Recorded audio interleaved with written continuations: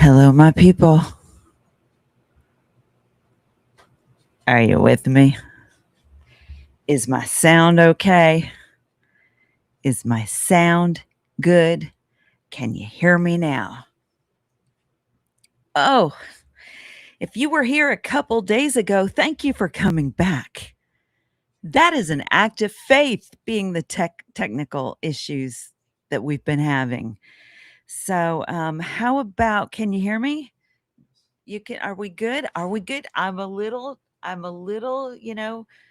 Twice bitten. What's that saying? Once, twice bitten, three times shy, three times Once bitten, once bitten, two times shy, once bitten. The internet twice can shy. be wonky. We had the guy out. We had the internet net guy out, and what did he say, Doug? He said it must have been a system thing. There was an outage later that night, so maybe everything got reset. Yeah. It was one of those things, like, when you go to the doctor and you haven't been feeling well for a while, and you want the doctor to say, "Okay, this is what it is, and, take this medicine, or we're gonna do this little thing, and you will be fine, and that'll take care of it." Instead, the impression I got from Doug was kind of like there was some external there wasn't some obvious thing. Is that right, Doug? I don't know. Yes. So I was like, "All right." But we're done with StreamYard. Is that what we were using? And this is that, what's it called? Rush stream. Rest Stream. So maybe the creator thought, when podcasters use this, they can rest because all will be well. When we did this when we used this one last time, the sound was, people made a point of saying that the sound was a lot better. Why did we go back? I don't know, but you're echoing. That's ironic. Do you think it's because of yours? I had a delay. I'm okay. Am I echoing to you guys? Yeah, somebody said echoing. Echoing, echoing, echo, echo. The hand, the hand, the hand. When we're good, just type good. Good. Are we good? See, I can't have the headphones in when you talk because it's a delay. How are we now? Echo's still there. Echo still there. Imagine we are in a cavern. A cavern. We speak the words we want. Echo cancellation. The claw still echoes. Why? Because the sound's clean. Okay. Well, what about your headphones? Because we haven't used with your headphones before, but we've used mine before. Your headphones are right by the mic. Okay. If I put the headphones up here, does that make a difference? Hello. Hello. Hello. Hello. Hello. Usually, output from Christine's speaker will cause the echo. Doug was wondering if the sound was picking up from my headphones. It's still echoing. Doug just said a bad word. You guys are amazing. We should have just titled this is a test. This is only a test. It's a test. It's still echoing. What if I play a video? Try it. Because there's some stuff going on in Tibet. We'll figure out the sound.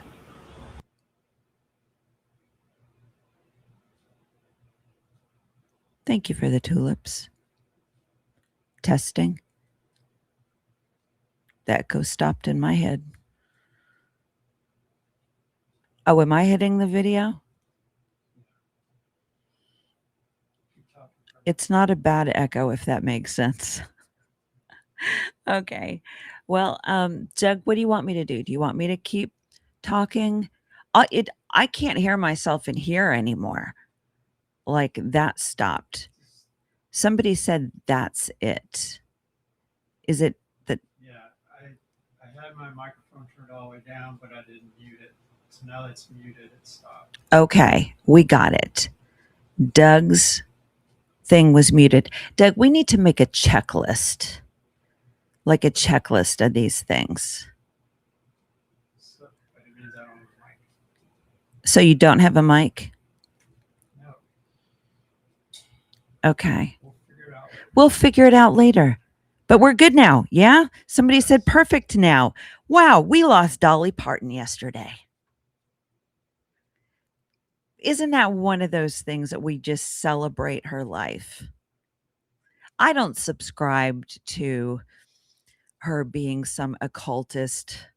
You start to see those comments. I put together a tribute video and posted it everywhere. And some people were like, I'm not going to mourn an occultist. And I hadn't heard a lot about that. I looked into it, and there was the audio of some toast that she was doing with Jennifer Aniston and whatever.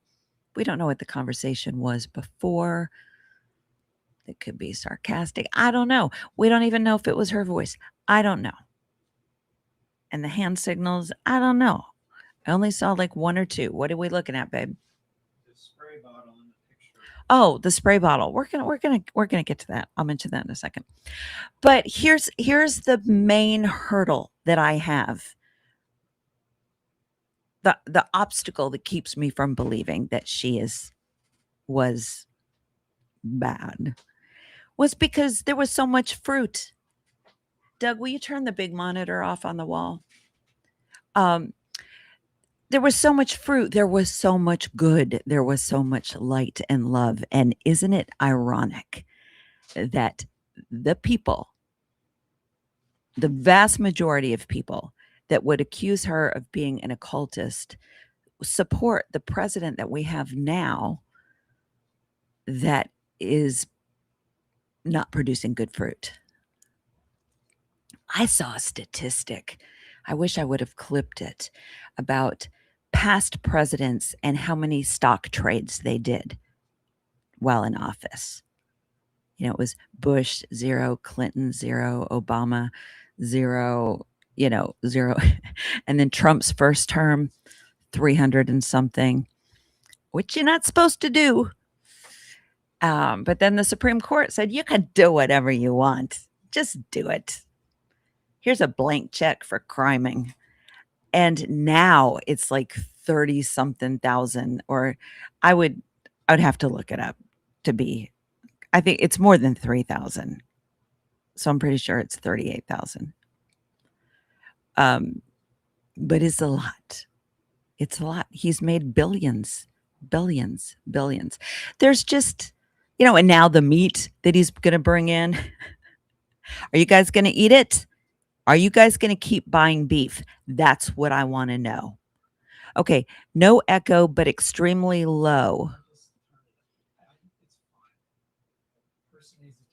Okay. All right, Doug's like, turn up your volume. Sorry. I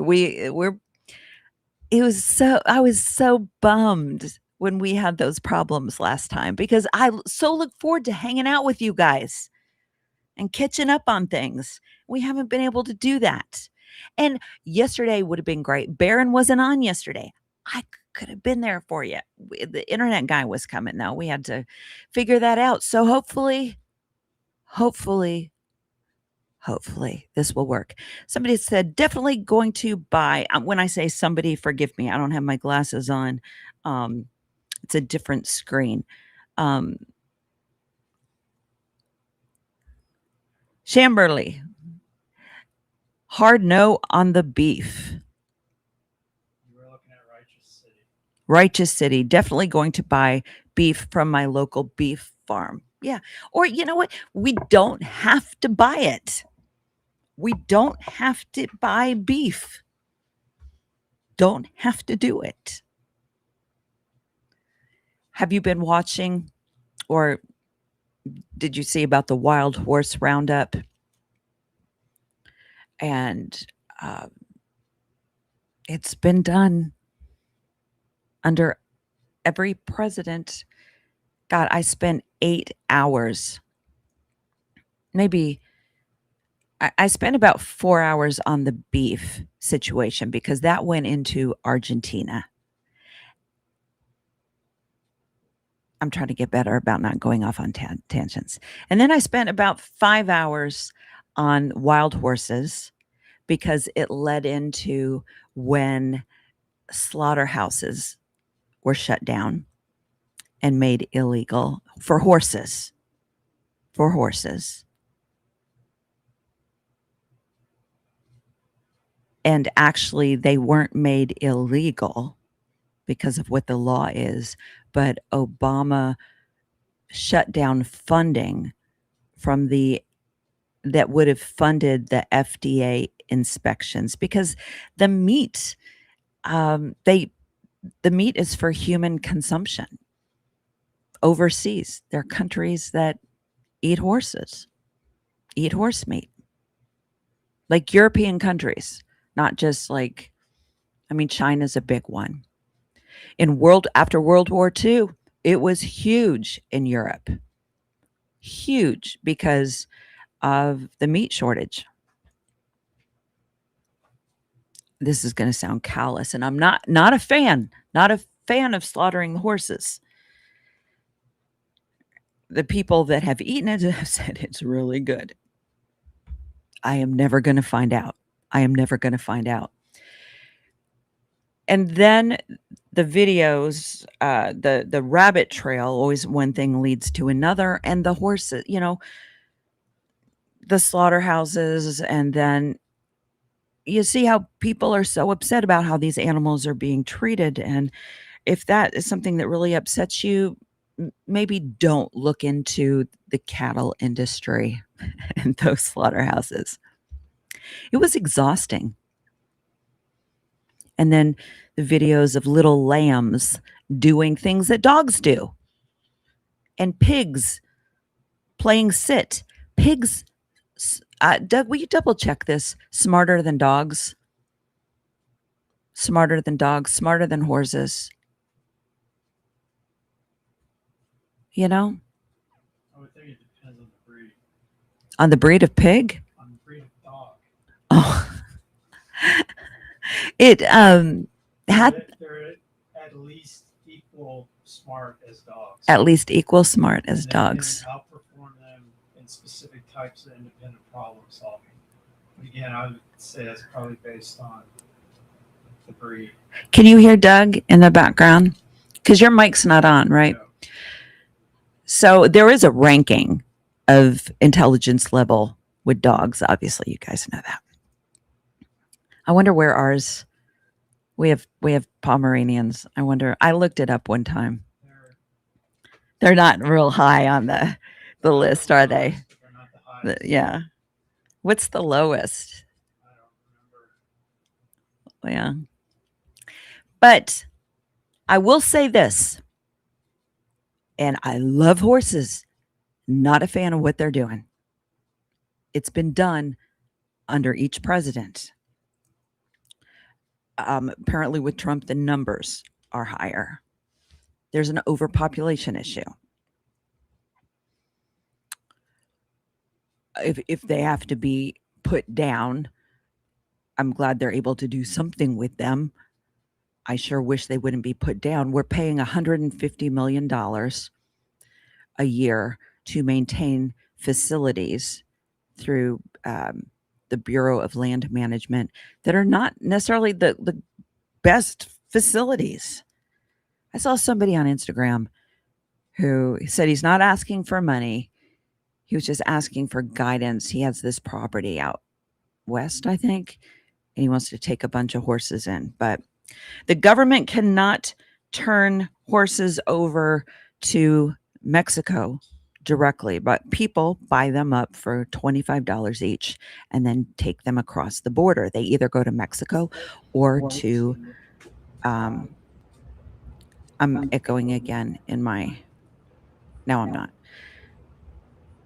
Doug's keeping a close eye on the comments. So, um, forgive me, I didn't necessarily plan on talking about any of this, but all the information is there. So maybe about, I think, 75 to 80% of the horses would go to Mexico. The rest go to Canada, which doesn't make them sound so nice after all. But currently, because of the worm issue, I forget what kind of worm it is, Mexico's closed down. So they're going north.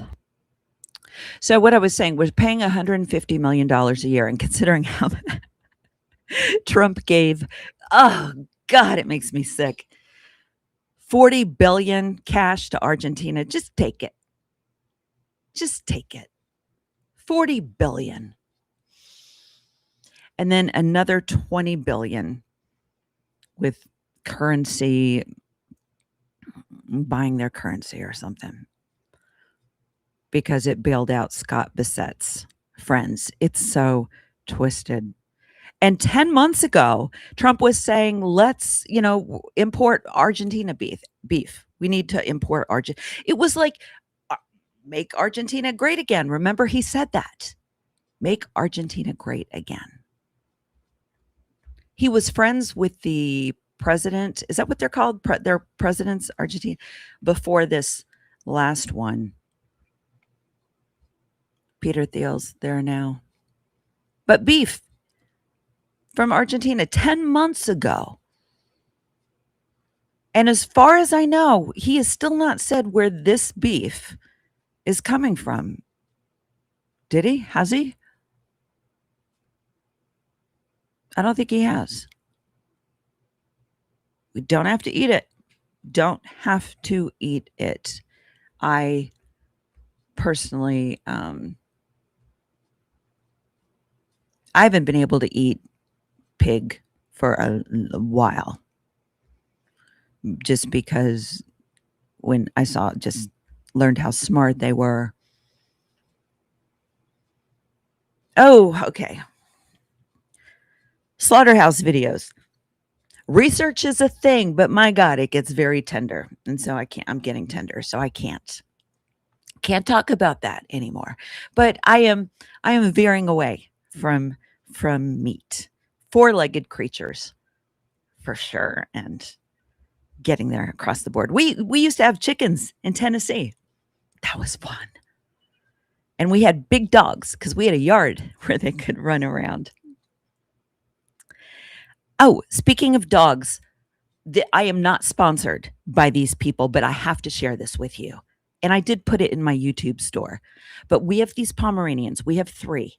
And if you're familiar with Pomeranians, 3 layers of fur, like almost like a woolly thing that's like their undercoat. And then it thins out a little bit, and then more of the wispy stuff. Our little black one doesn't have that real thick underneath, but 2 of them do. I mean, it takes several minutes to, wet them properly, get them properly wet when I'm bathing them, which I'm the only one who does. Only me. I mean, I only do 1 a day because it's like a 3-hour thing. But it's a little shorter now because I found they should sponsor me. It's called Ice Ice. Because their hair would get to a point where I would just shave them down. It was too much to try to comb them out.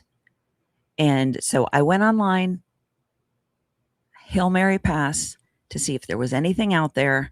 And this is, it's 20-something dollars a bottle, but it's called Ice Ice. Have you guys used this? You put it on, like you leave it on there. And so when they get out of the bath and I towel them down, I spray them while they're up on the counter, watching them very carefully so they don't fall. And then when I plop over on the couch for the next hour or so to comb them out, I keep the bottle next to me because when I hit snags, I spray it again. If you don't have dogs,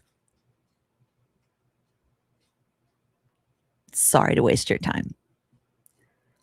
But their fur is so freaking soft now.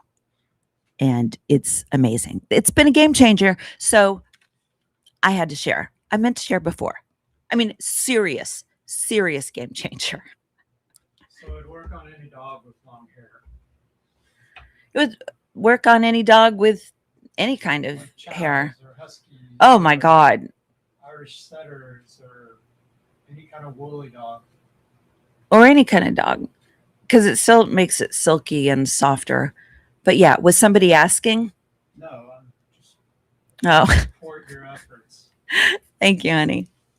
Thank you. But no, I mean, the things that work, I'm going to share because I got you. I got you. I mean, I spent years washing these dogs and it was exasperating. And that has made all the difference in the world. Oh, somebody said they had 2 huskies. I cannot even imagine. See, these they don't shed. The Pomeranians don't shed. A little comes out when I comb them from that undercoat, but they don't shed. It's really nice. Very, very nice. Okay. Why'd you scoot closer so you can talk more? I know I'm bummed that you're not on your microphone, but that was causing the echo thing. We'll figure it out. We tried a little cardboard thing. So somebody mentioned octopus. That infuriates me. That people They were saying they couldn't do it. couldn't do what? Eat octopus. I know that's what I'm saying.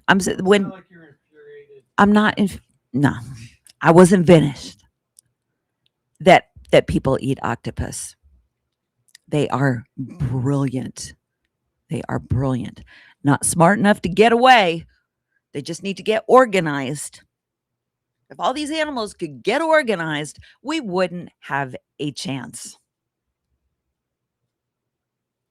Oh, what I was going to say earlier about the horses.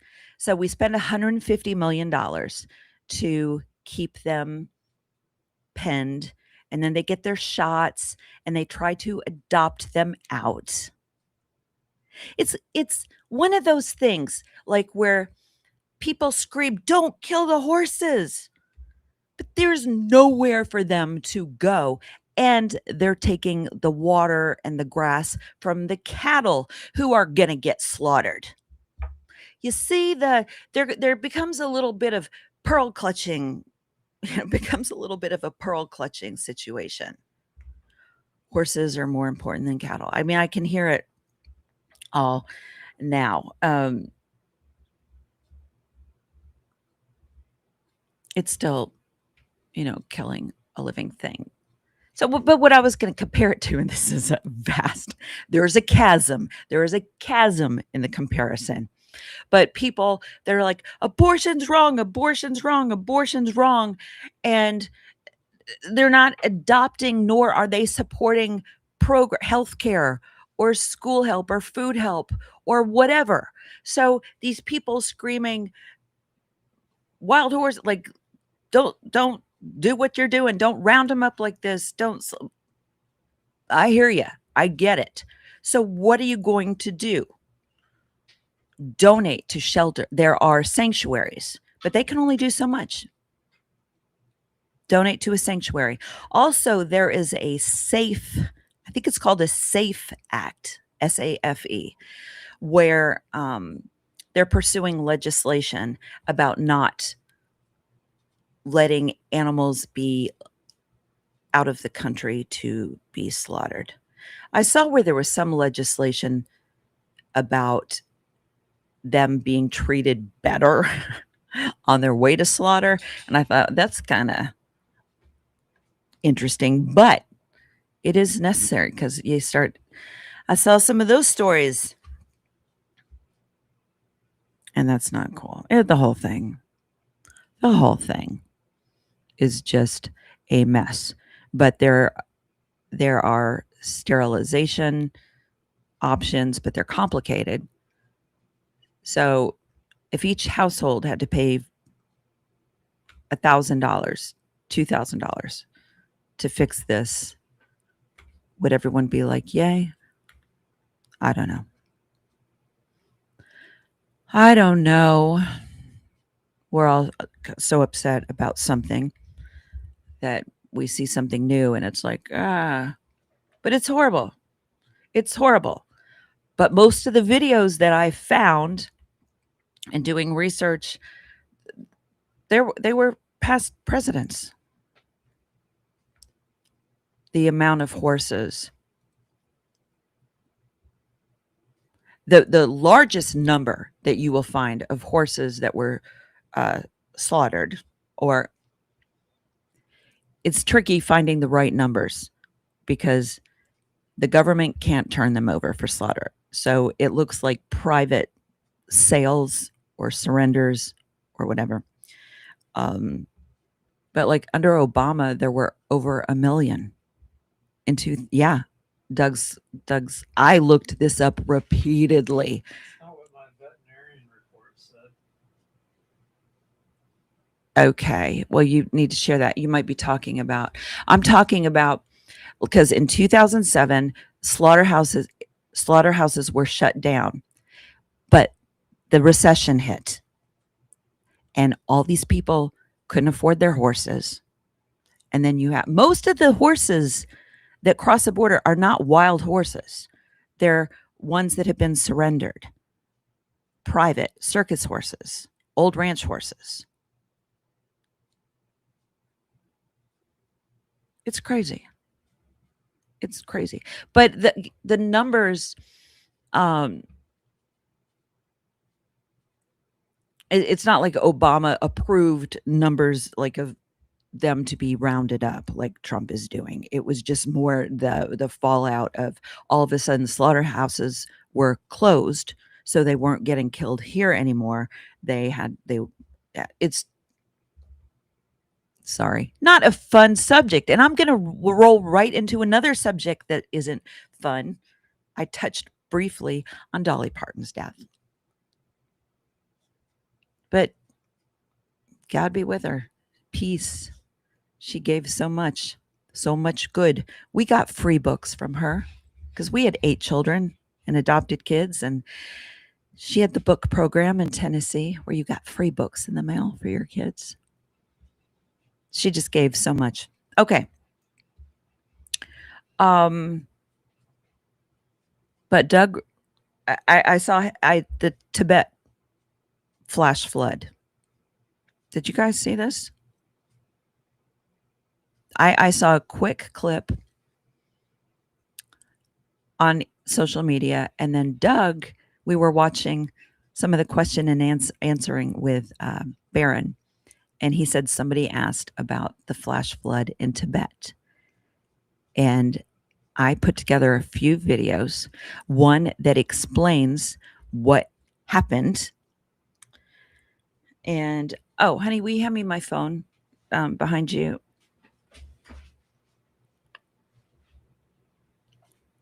And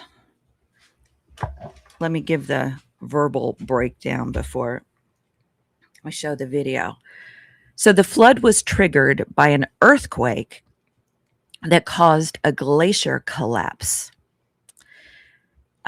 right above a river, sending a wall of mud and rock downstream, like a big whoosh, as you'll see. Authorities are warning of a possible second flood as debris still blocks the river upstream, and rescue efforts continue amid high waters. 95 people have been pronounced dead, hundreds missing, including 291 foreigners. Okay, roads and power destroyed. Power is down a lot of places in the world. All right, here's the video, I hope.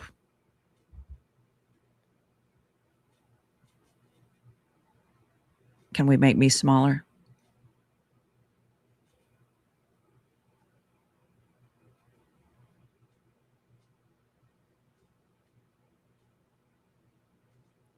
Slid right down off the side of that mountain. And here it is in real time. Now, you can see, obviously, it's going down to some structures. And then we're going to see the perspective of being on the other side of the structure and this thing coming at you.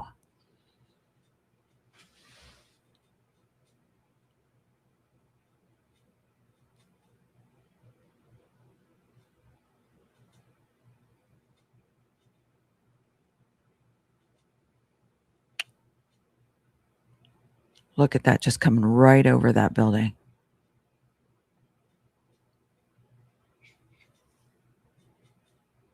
That's just freaking incredible. Larry, yes.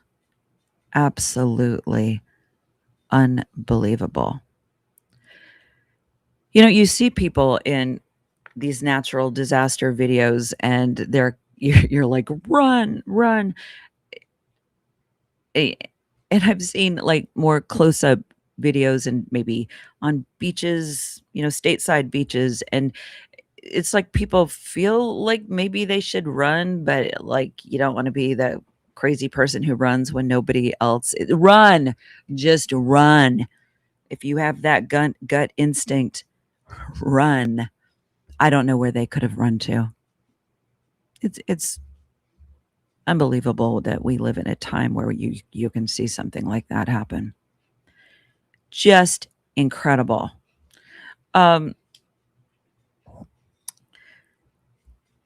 Okay.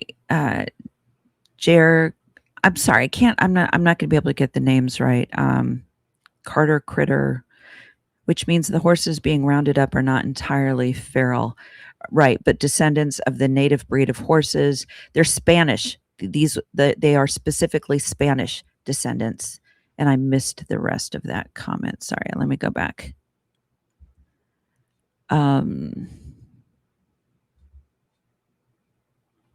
Which means the horses being rounded up are not entirely feral, but also descendants of the native breed of horses.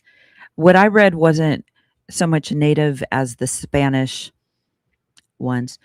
Also, their war on bison, yes, and burros. Like, so the roundup are burros and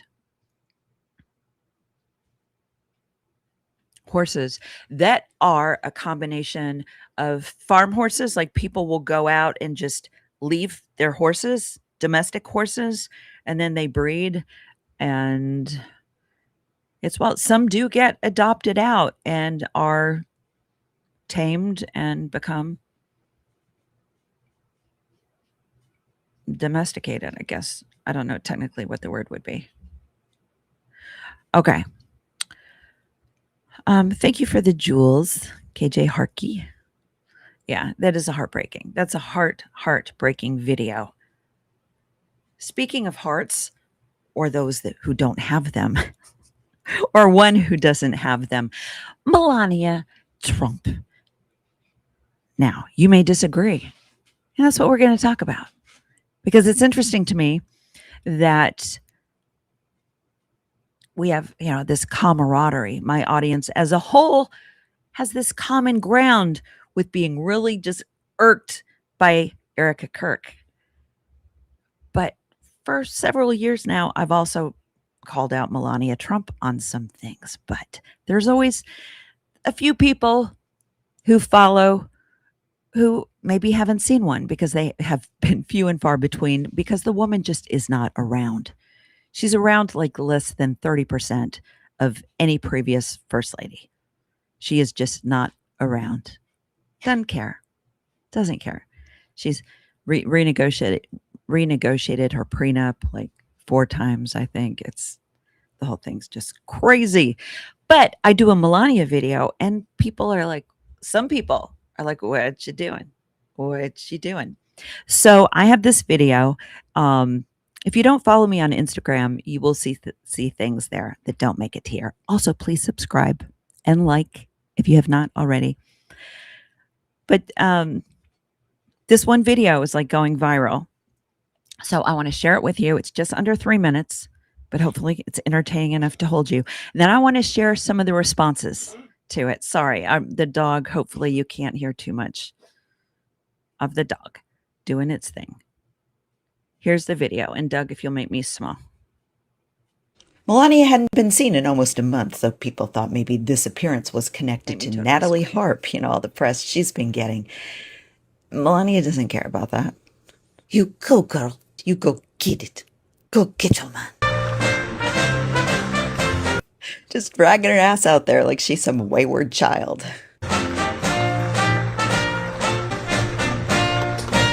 I think sometimes Melania forgets that even though he can't see her face, we still can. I heard you missed me. I don't know. I would refer to it more as noticing one's absence. Here I am. And you are again. Here I am. Wait, I kind of remember the face. Here I am. She's double parked, but said she would just be a minute. Here I am. It's funny because, no one has seen the First Lady in almost a month. I Fostering the Future initiative. You can just hear the passion in her voice. I do sarcasm. Lots and lots of sarcasm. Our mission is simple. And she can't tell you what it is without reading it. Provide every young person from the foster care community the chance to earn a college education. A national network of 26 universities. 26 universities out of the 3,900 colleges and universities across the country want to work with Melania Trump. 26. That's not even 1%. Math. Every student who graduates strengthens our workforce. That woman has been in this country for 30 years and got in the country on an Einstein visa, claiming she was fluent in 5 languages, including English. Imagine how she spoke 30 years ago. She don't speak American.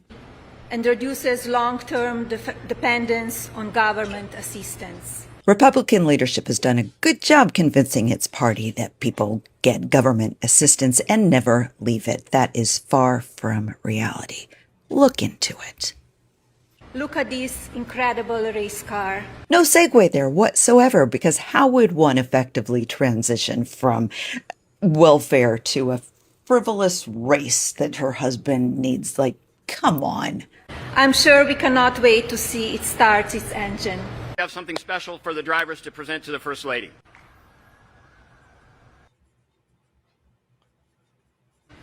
We're going to present the check. Yeah, that woman's not doing this for free.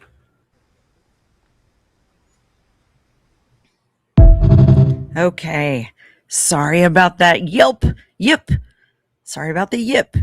Boy, the dog has done that, being right behind me on the couch and somebody comes to the door or is thinking about coming to the door. Might be in the parking lot and they're thinking, I'm going to go up to that door. My dogs know. They know. And there's been a couple times where that's Buck, who was sitting on my lap right behind me, and he has this particularly high pitch. Just so much. And they are not mini. They're not mini palms. Buck is actually called a fox-faced palm, long snout. A couple things about that video. I have only called out Melania regarding not her accent. It is not about her accent.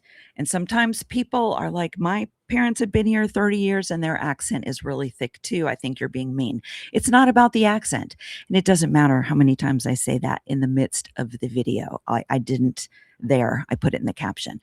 Not about the accent. It's about the fact that she claimed to speak 5, maybe 6, 5 languages fluently. And that is what qualified her to receive an Einstein visa.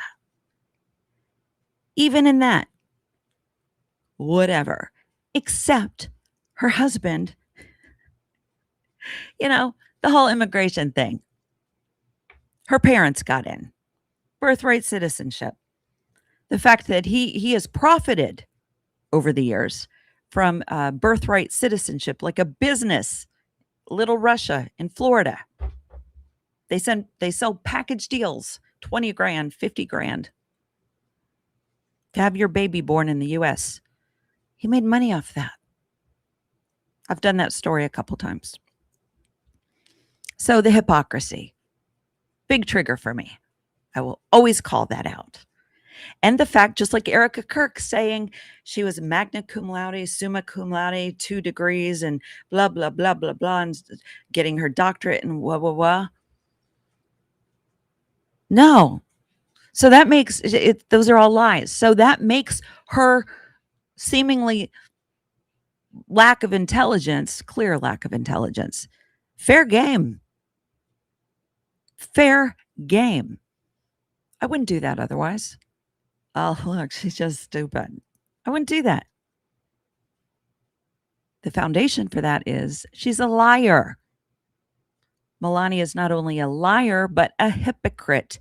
Anytime I do one of those videos on Melania, somebody will push back and say, well, how many languages do you speak, Christine?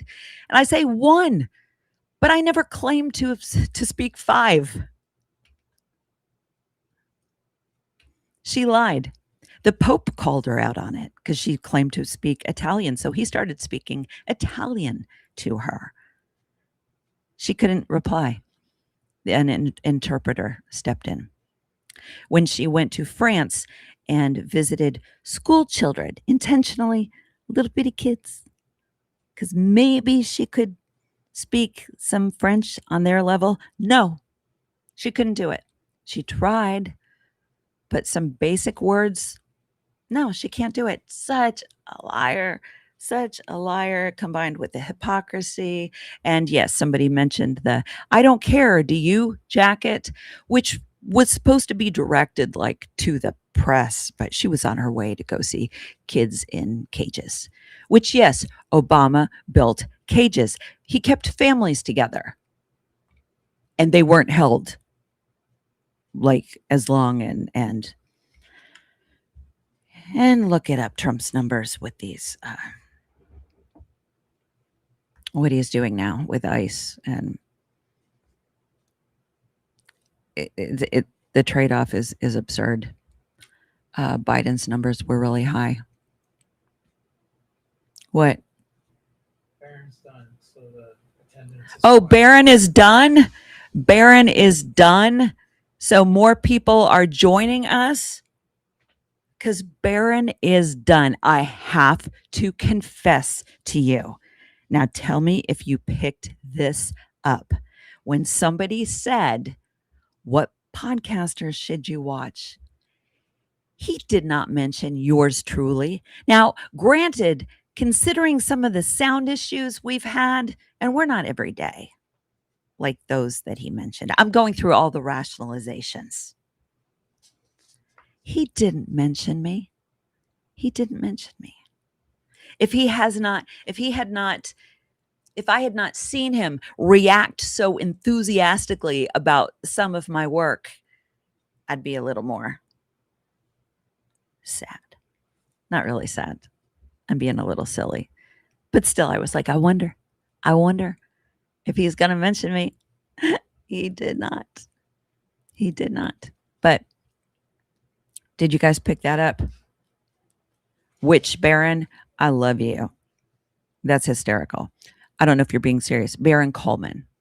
And his show ended. I'm not saying he's done as somebody thought we were like, Saying that he was over? yeah. Oh, what did I say that indicated like he's over? He's done? Like, no, his show has ended. And he's not going to be here for, did he say how long, you guys? Could somebody just through Sunday? So we will be here. We will be here for you. And we're going to do it at an earlier time like this. We thought maybe some of the issue with the internet was doing it later when maybe more people were on it. I don't know. Plus, our son is not here on it. I don't know how that works. I mean, do people take, I don't shake your head at me. I want to understand. I want to understand. I'm one of those people like in the years passed. Now we're in an apartment kind of situation. So if something's broken, they come, but I'll still ask questions. Be like, what is that? What does that do? What does that do? Like, because I want to learn. When I go to the dentist, I'm like, talk me through. Like one of the things that I realized was when I'm having a procedure done, and there was a season I had a lot of procedures done, and it was just exhausting. And I had this anxiety, but I realized a lot of the anxiety was because I didn't know what was coming next. So I told them, I said, I need you to tell me what you're doing and what is going to happen next. And Doug, would you please put the dogs on the other side of the gate and close the door? I'm really distracted and he's acting up. I'm ADD. So if you're new here, I'm ADD. So Doug, like, so for example, Doug was snapping for the dogs and it's like, that's all I can hear. Or if someone's doing like the tapping thing, like I fixate on that. Baron was talking about in their home, they have music playing a lot and we don't hear Doug would. But like it distracts me. Like I can't multitask with something else going on like that. Does that make sense? Does that make sense? Okay.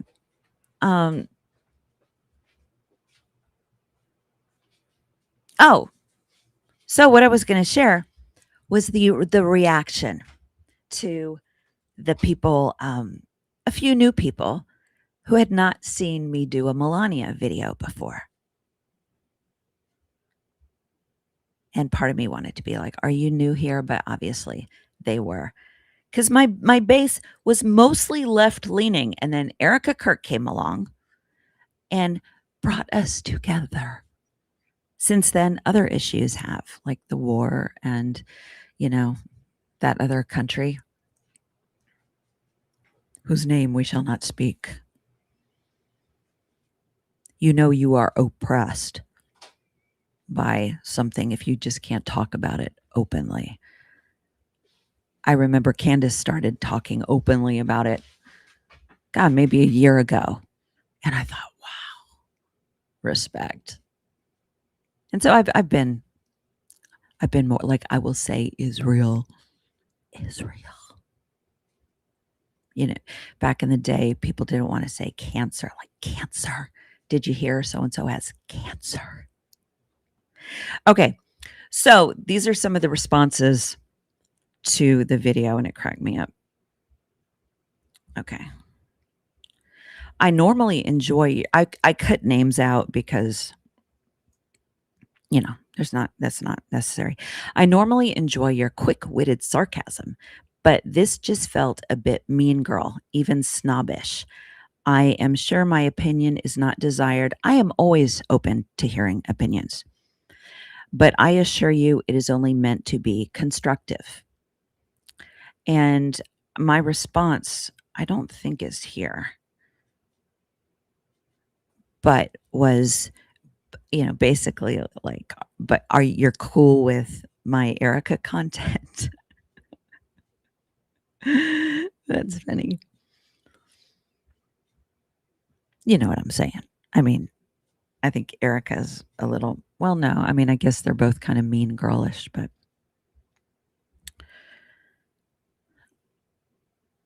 oh, someone said, pardon the language. I love that our beautiful first lady winds your ass up so much. And I said, what I hear you saying is you love my ass. I do. Thanks, honey.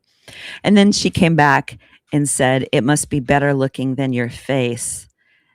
And I said something like, now you're thinking about, I don't want to say what I said. Had something to do with ass and face. It wasn't that long ago where I was like, if somebody trolls you, try to come back with something nice. These aren't the example of that. I would check first, like if they followed me, because if they are just some random person dropping in, then, I still like to, sometimes I'm in that mood where I'm going to try to woo them a little bit. I had somebody on Facebook in 2016 in the height of like political stuff. Our first interaction was her calling me the C word, which now I really only see on X. So that's how bad it was if she did it over Facebook. But by the end of our interaction, she had ordered some Think Happy stuff. It was so funny. And we kept in touch for a while. Because I was like, what's your take on this? From that side of the thing. That's when it was so much more polarized. Okay. There's just one more.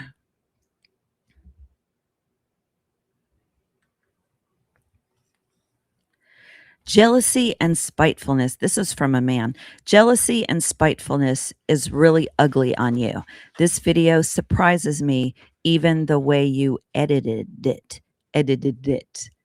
Edited. Those are the two hardest words to put. Edited it. Saddest part is you're just jumping on a bandwagon. Bless his heart. These aren't original thoughts. You're a effing clown in this video. Not a good job. Sad and weak. He did follow me. I said, hun, I built that wagon, which is true. Nobody was doing what I was doing with Melania, like when she came out of the gate. Jealousy is literally the most unoriginal clapback for people who call her out. And then I spoke his words back to him. The lack of creativity is really ugly on you. She's around less than 30% of any former first lady in history. She's 100% complicit in sex crimes.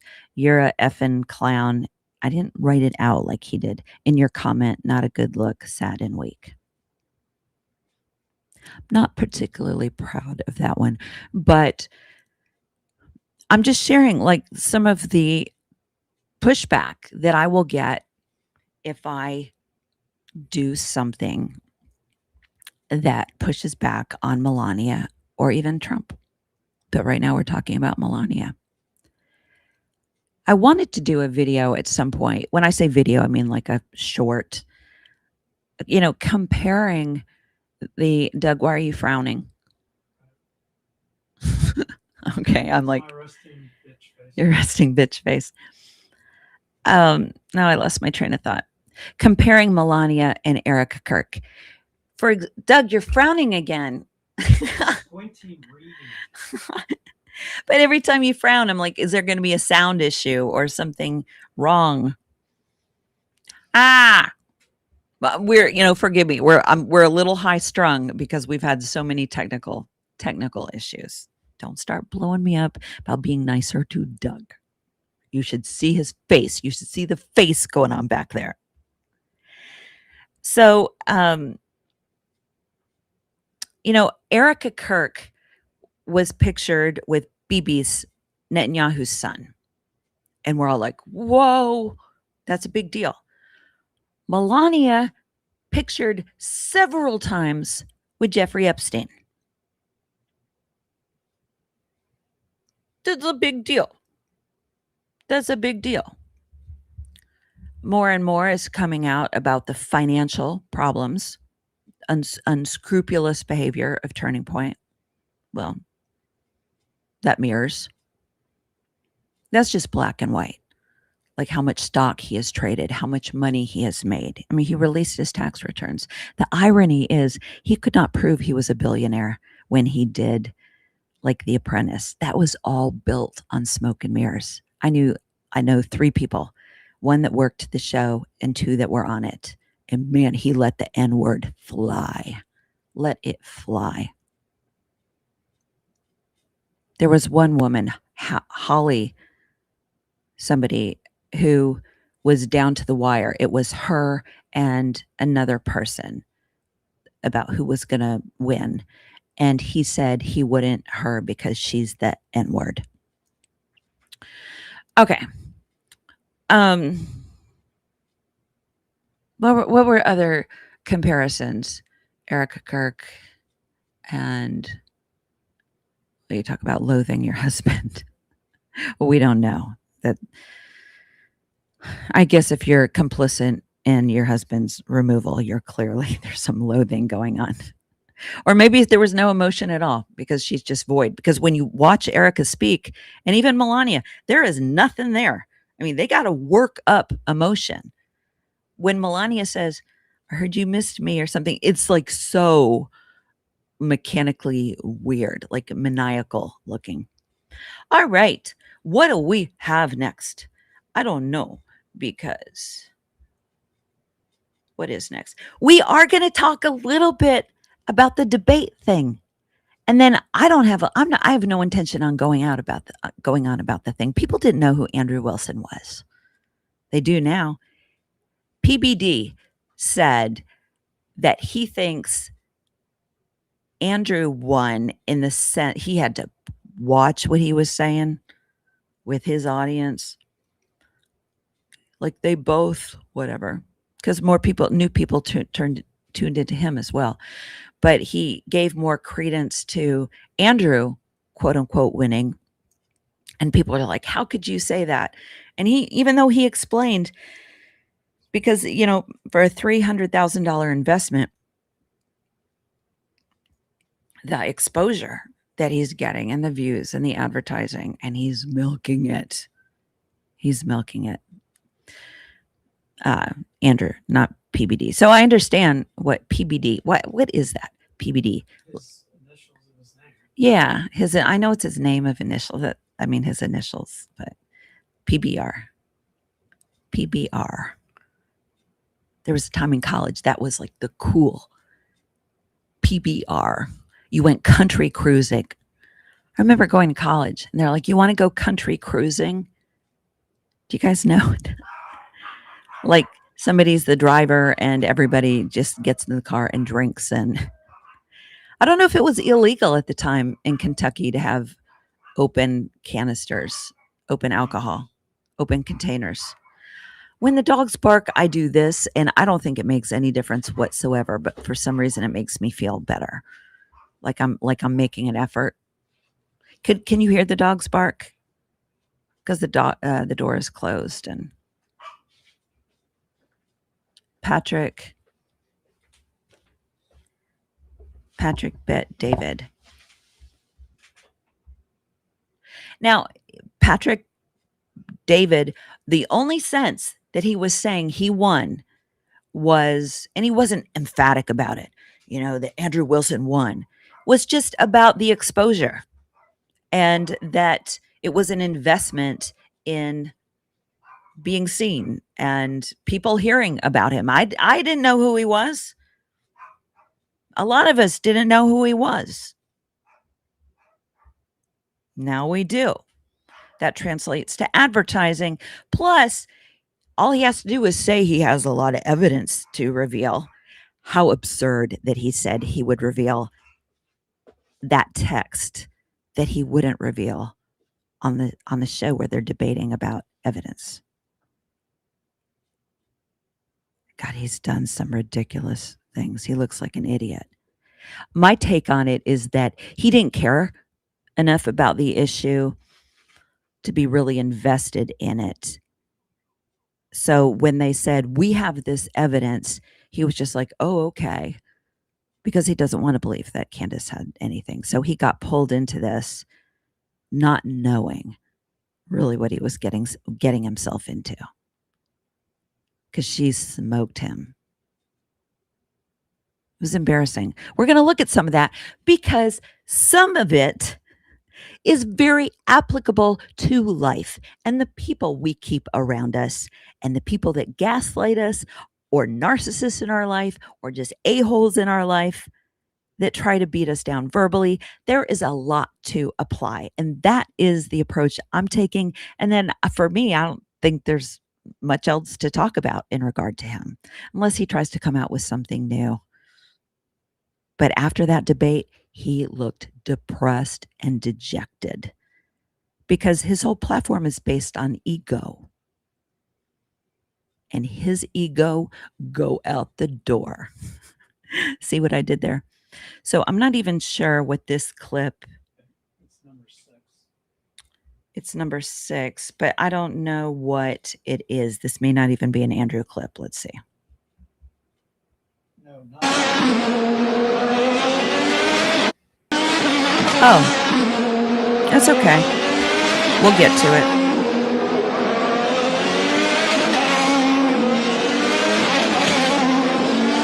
This was so funny.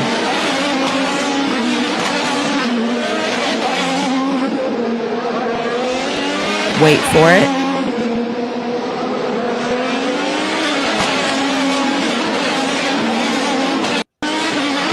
Oh, and it just starts over again? Oh. I'm sorry, that was a lot of obnoxious noise. They were fighting. They were fighting. And apparently the camera guy was told, don't fixate your camera on them. And I think he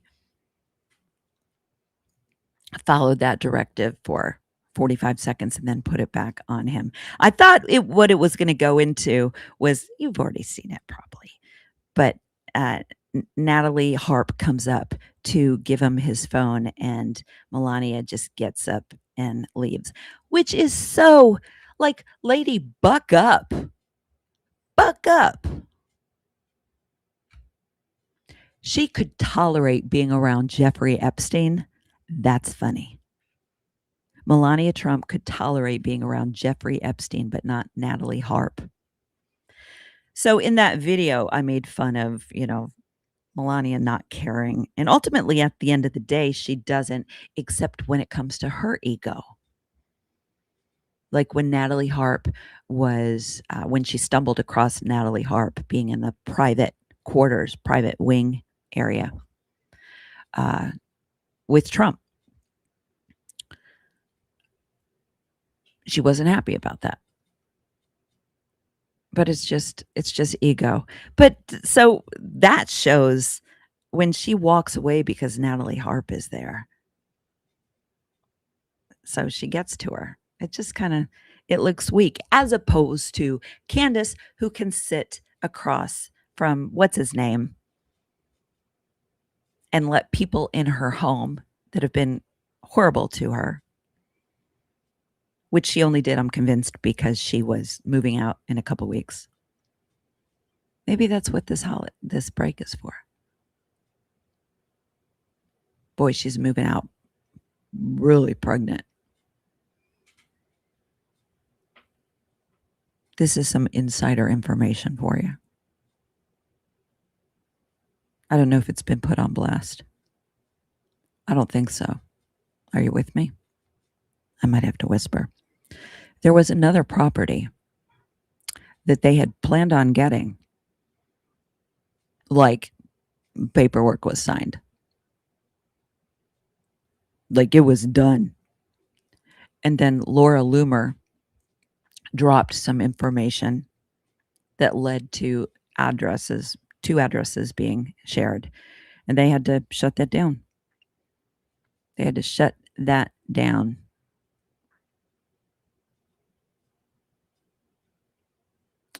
One of the ways that the group of the 92, the Defend Mrs. Erica Kirk group, which is just crazy, that they narrowed down Candace's address was, and you could get it other places,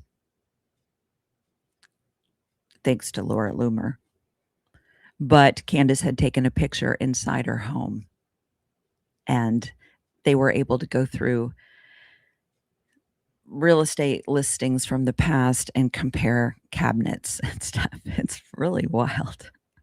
I actually did that in an investigation. I was looking at light switches in hotel rooms. Don't say what I do or don't do on occasions. I don't always do it, but there's some real investigative work that goes into some of this. Not so much today. Well, except the horse stuff. Wow. Whoa. Okay. All right. So here's an Andrew Wilson clip. This one is shorter. Let me just, I took a couple notes. The program that Melania is doing with foster kids, which is so ironic with the child trafficking stuff going on and the way that the foster care system is utilized in that capacity. I think the majority of states offer free college, at least 2 years, to kids that have gone through the foster care system. 2 of our sons were eligible for it in Tennessee. But there are gaps like housing and a couple other things that, that her program covers that the regular state system does not. So there is some good to it. It's so funny when you see certain organizations donate, and when Trump is like, "Look who's donating." I'm like, "What do they have on them?" God. Can you hear the dogs when they do that? I don't know. Like, our son doesn't come home till like 9:30. I don't know what's going on. I don't know what's going on.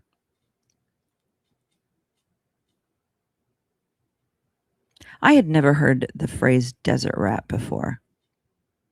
You guys started throwing it out there. Larry Loomer. God. The addiction issues, the mental health issues. Word got out that she bragged, saying she gave Trump the best, I'm sorry, this is crass, the best BJ of his life. And then she was going to sue the paper, I don't remember which one, that shared that story, until her father came out and said, no, it's true. She said that.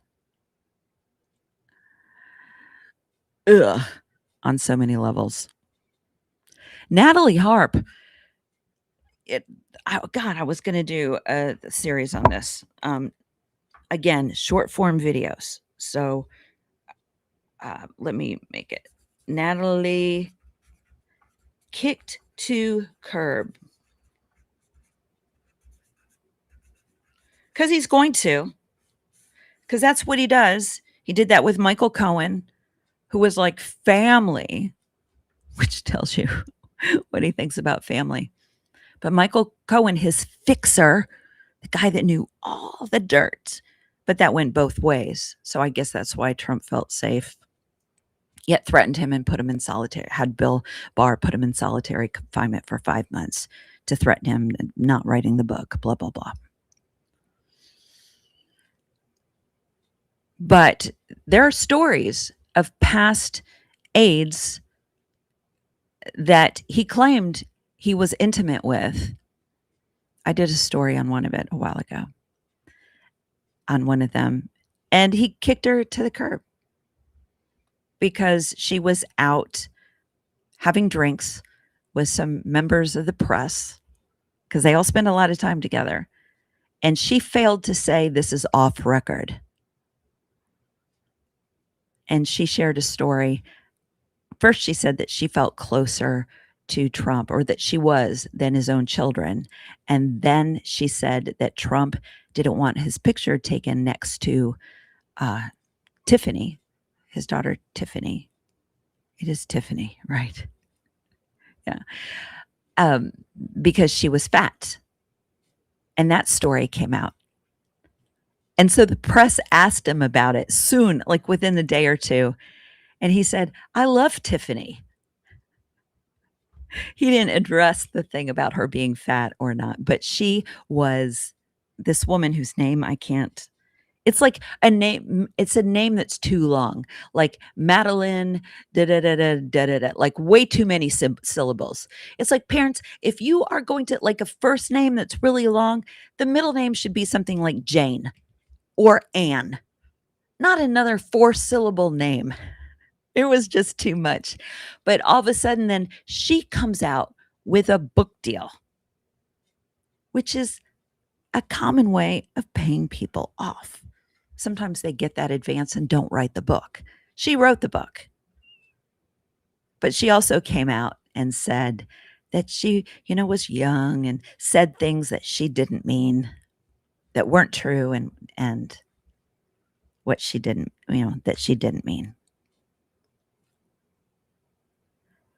Melania can hold a conversation with Putin for sure. There is video of her near Putin, and she's nervous. She is not comfortable. If you look at pictures of 1989, when Trump and Ivana went to Russia for the first time, all expenses paid. There was a travel agency used that the KGB used, so Russia was paying for it, all of it. And there is a picture where Trump and Ivana are in one of the main, not a ballroom, but that kind of vibe. And everything is the gold plated, maybe solid gold.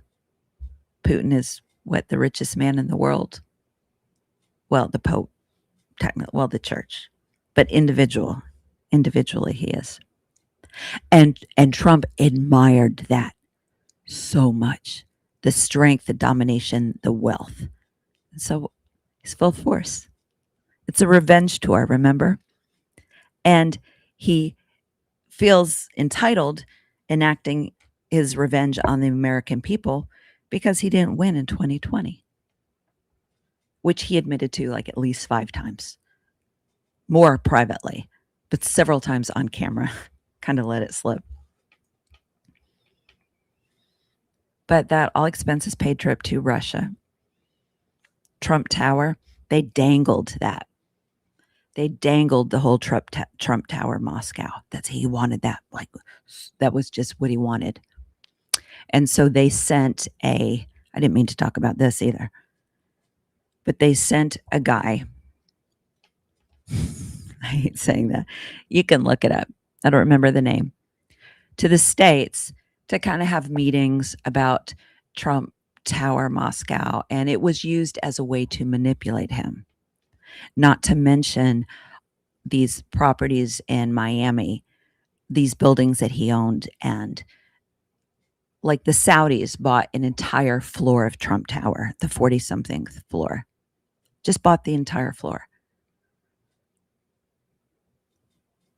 Governments, and individuals, businesses at his Trump hotel in the DC area, which he sold, they would rent blocks of rooms for whatever. It was just a payoff. It was just a payoff. These are facts. You can just look them up. But that Russia trip, all the gold trim. So I'd be interested. There are articles. There was an article that he did that had the spread of, Melania. Was she laying on a piano with her boobs all, plumped out and all the gold accents everywhere. I wonder if he had his place done up like that with the gold before that Moscow visit, but it's clear that there's a association there. All right. We didn't even start the Andrew Wilson stuff yet. You still with me? We still good? Let me see. Yeah, you're still with me. Thank you. I love the conversations that you guys have with each other. I try to catch up when I can. Dog is so quiet. Well, Doug actually went out there with them because they were, sometimes if I'm not around, oh, look at my sunlight. I'm not a vampire.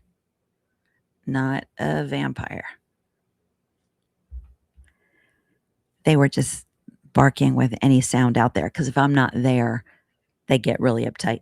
Doug will send me a video or a picture of when I leave and they're just all sitting at the door waiting. With the hat.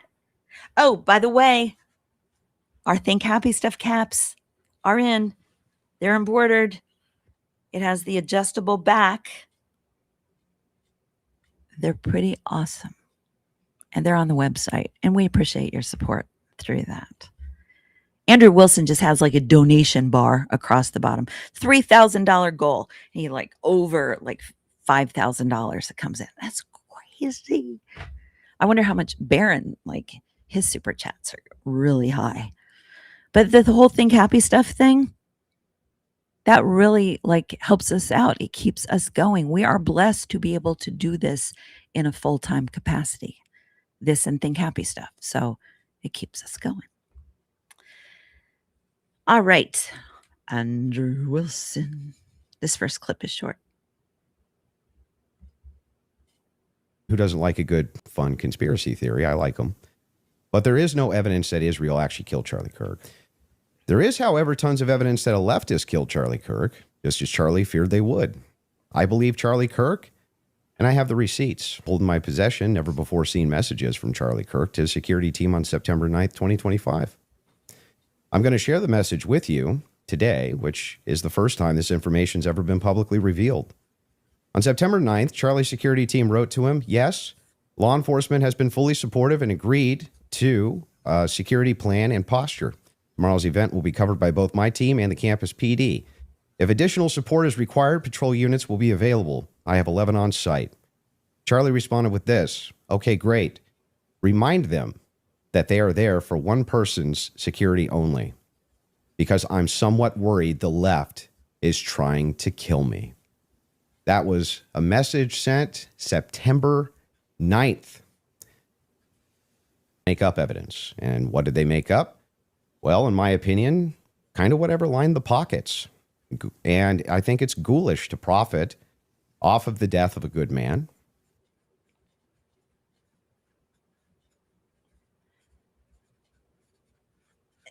The lack of self-awareness. I mean, I am really aware most of the time, and call me out when I'm not. But, you know, if I set this standard or call somebody out for something and I start to say something that would be hypocritical, I've had to walk it back a couple times. I can't give you an example right now, but because I really try to be a woman of my word, like integrity is so important to me. That's why it bugs me, even if I say, okay, we're going to do a live at 9:00 and then we have technical issues. Like I feel like I let you down. But you guys have been incredibly gracious about that. But for him to say, for any of them to say that Candace or anybody is profiting off this, you know, just because, you know, for nothing but the money.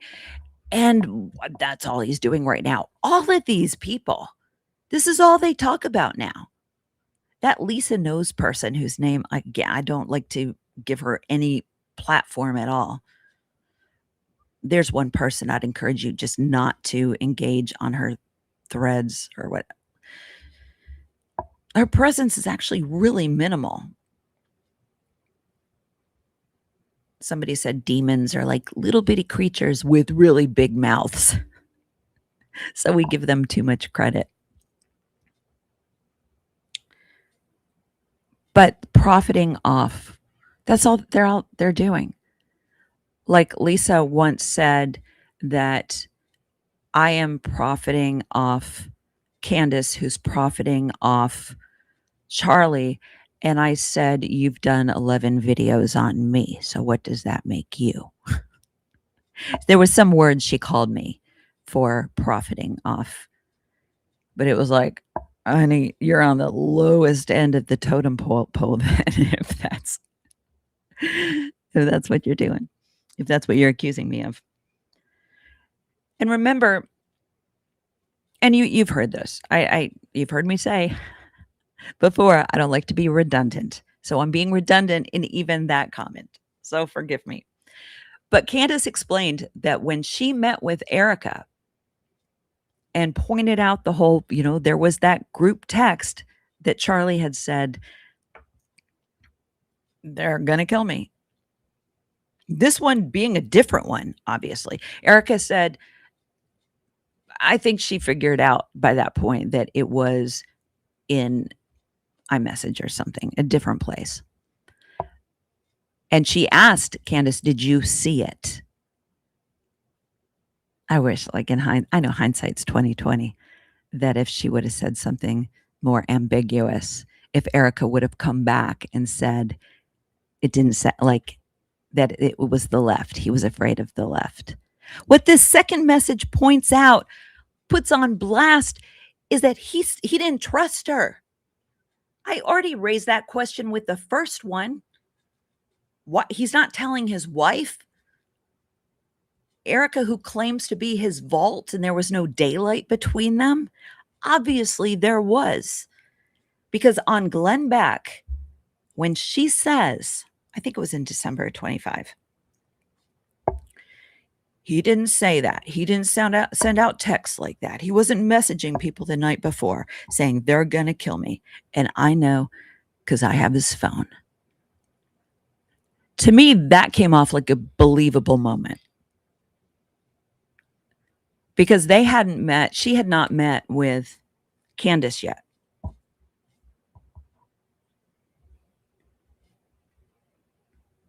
So that was a believable moment. So it begs the question, why didn't she know?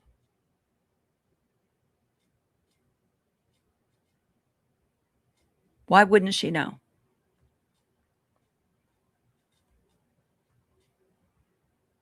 He didn't trust her. Maybe he didn't want to upset her.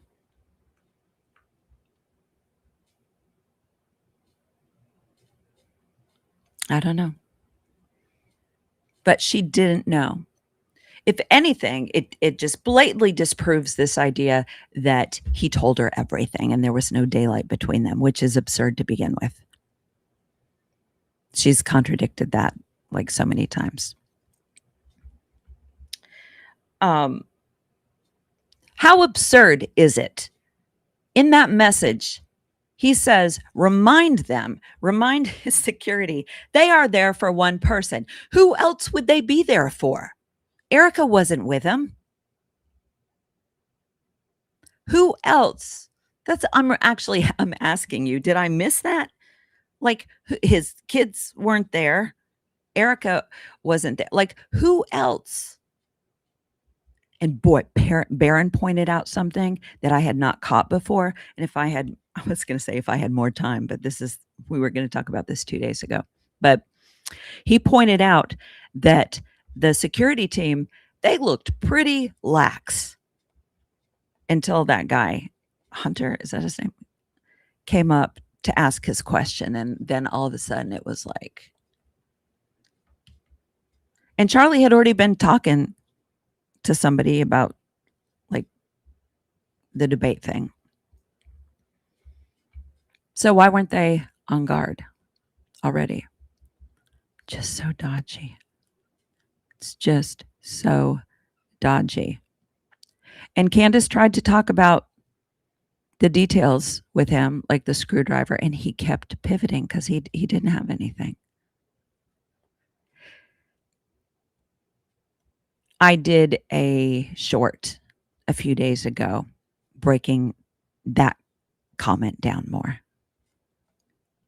And actually that, but also focused on the first podcast he did after, which he was really bumbling for a while. And then he went into full on lying. If you watched it and maybe didn't pick up on that, it's really interesting because there was an energy shift.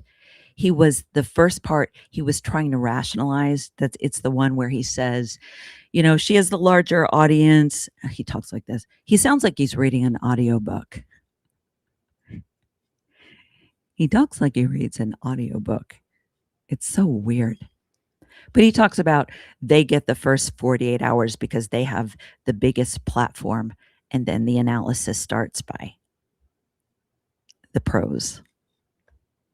I never heard any analysis that was in his favor. So he's really dejected. And he goes on, I don't know exactly, like 10 minutes or so. Like it's a decent chunk of time.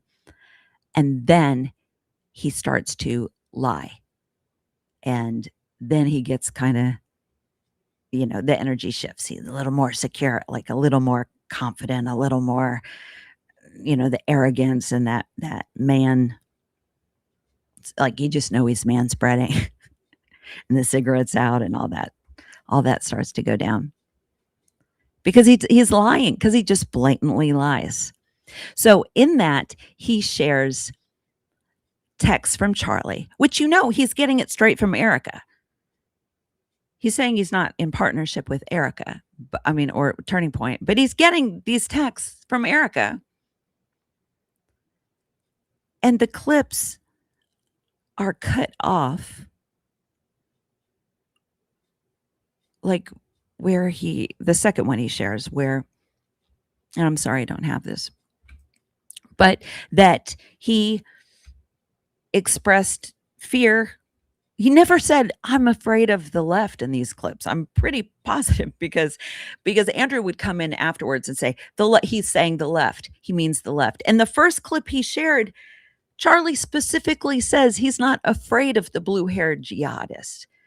And he goes on to say he's more afraid of the people like closest. And he just cut that off. This is how stupid they think we are. Like when Erica throws out Bible verses, does she think nobody else has read the Bible? And that we wouldn't be able to recognize the fact that she doesn't know what she's talking about. He shared part of a clip. We have the ability to see the rest of the clip. He shared 3 things like that, and then called it overwhelming evidence. And then he ended it, I think that was the Friday after, because he had said, like, the Friday after, I will have overwhelming evidence. And all he did was once again say, and I have overwhelming evidence of where Erica Kirk was that morning. Again, the fact that, like, they feel the need to defend that. Like, that should have been just so easy. Here I was. Here's the metadata. Candace is going to is it not? I always say bulldog. It's not bulldog.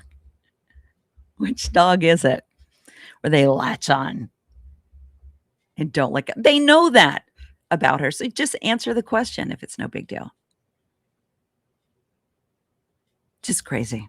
The whole human nature of it fascinated me, with the religious angle and the evangelical work that I did with high school kids. And I started to recognize that cult language, and I was hooked. I was thinking this morning, I never imagined that I would plug into something like this, but it's so big.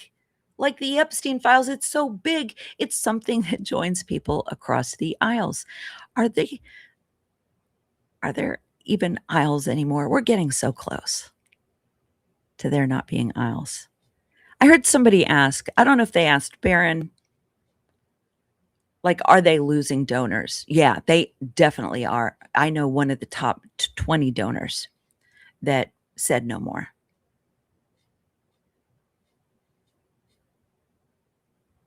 There was another huge one, and I need to look into this some more, that died mysteriously. He gave so much money, they let him speak at events. And when he died, they didn't acknowledge it. But it was when Erica took over. He stopped giving. It was a lot of money. Do you guys know his name? Pitbull. That's it. Pitbull. Erica is a desert rat.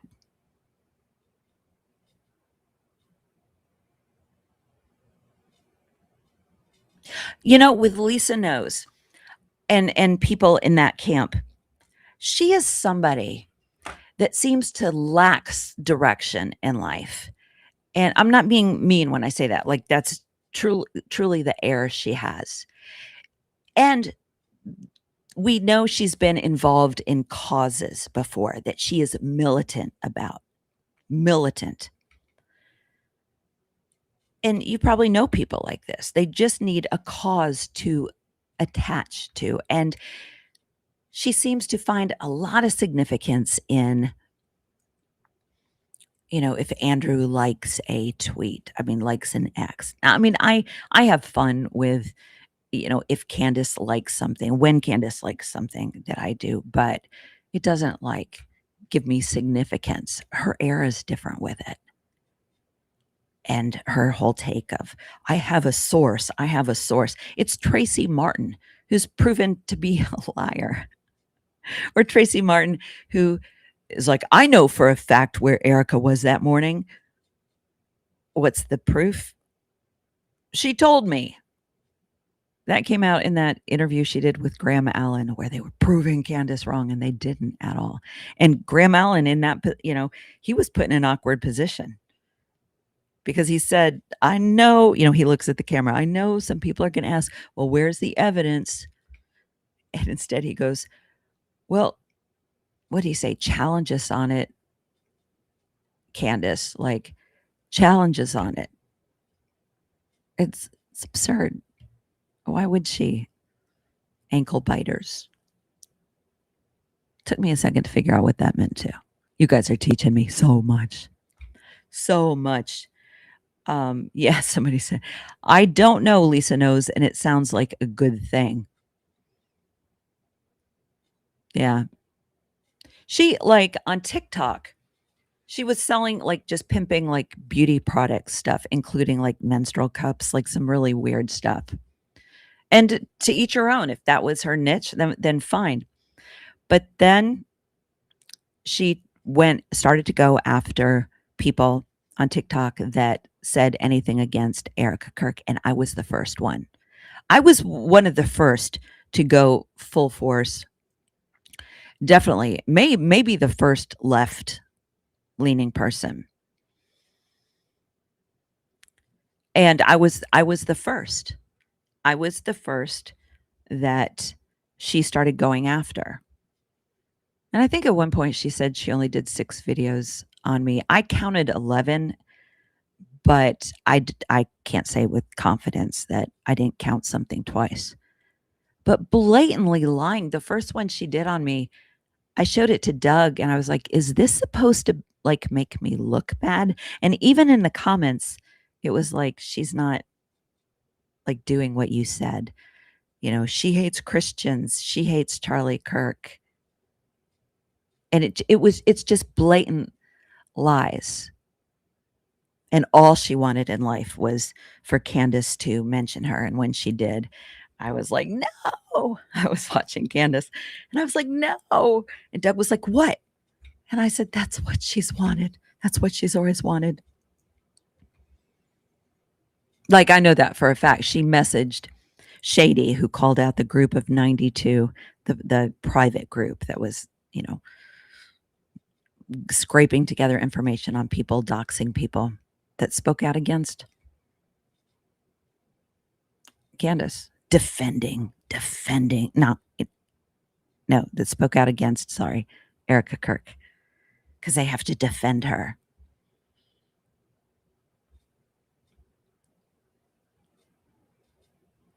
Don't ever feel like you have to defend me on something.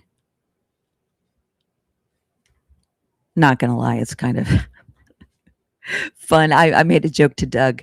I was like, I didn't realize all I wanted in life was to like not defend myself, but for people to defend me. And it was funny at the moment, but in all seriousness, don't ever feel like you need to do that. In my 20s, I would have been like, yeah, get them. But yeah, she was just lying. Oh, and I didn't respond.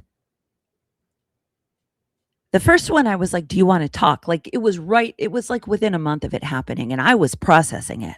So I was like, clearly we disagree. Do you want to connect? Do you want to email or FaceTime? Like, I was sincere. And so in that sense, I have that empathy with Candace, because in her initial conversations with Andrew Colvett, she believed him on things. And when he said, it should have been you, or it was going to be you, it should have been you, but it was supposed to be you. It took her a little bit for that to fully sink in, until she realized that it was like a psychological tactic to mess with her, to try to get her to shut down. Kind of like when we bombed the girls' school. Not the same proportion, but disproportionate analogy.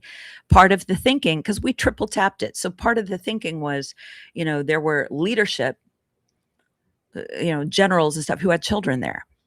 And if we devastate them so much emotionally, they're going to shut down. The logic in that is bizarre to me.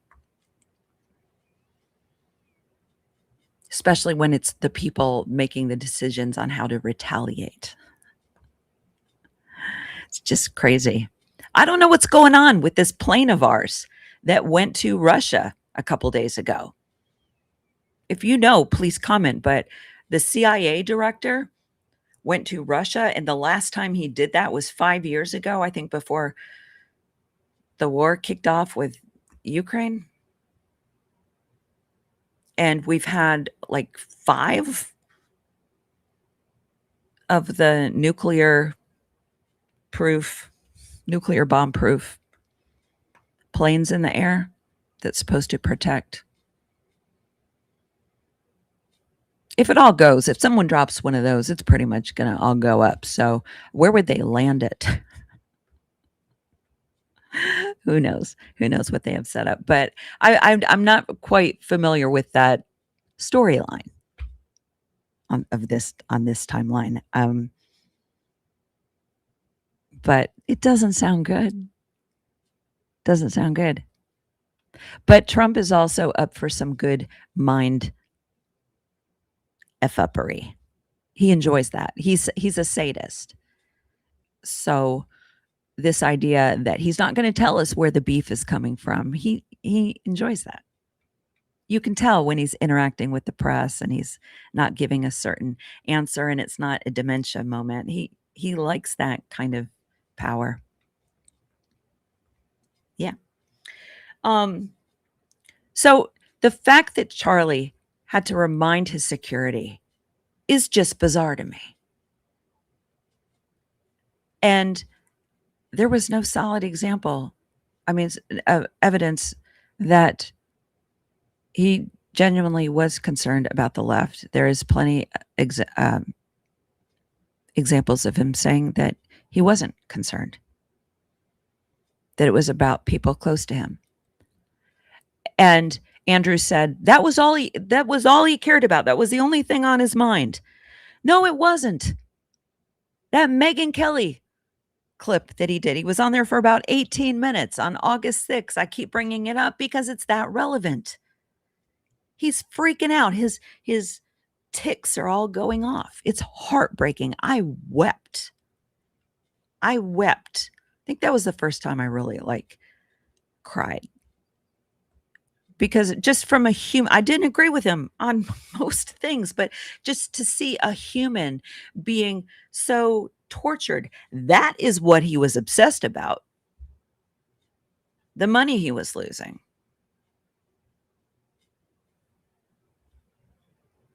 Erica could kick in and cover the losses. Barron pointed out how much she flies is absurd. The money. I started to watch somebody, if you know who this is, please, 2 guys.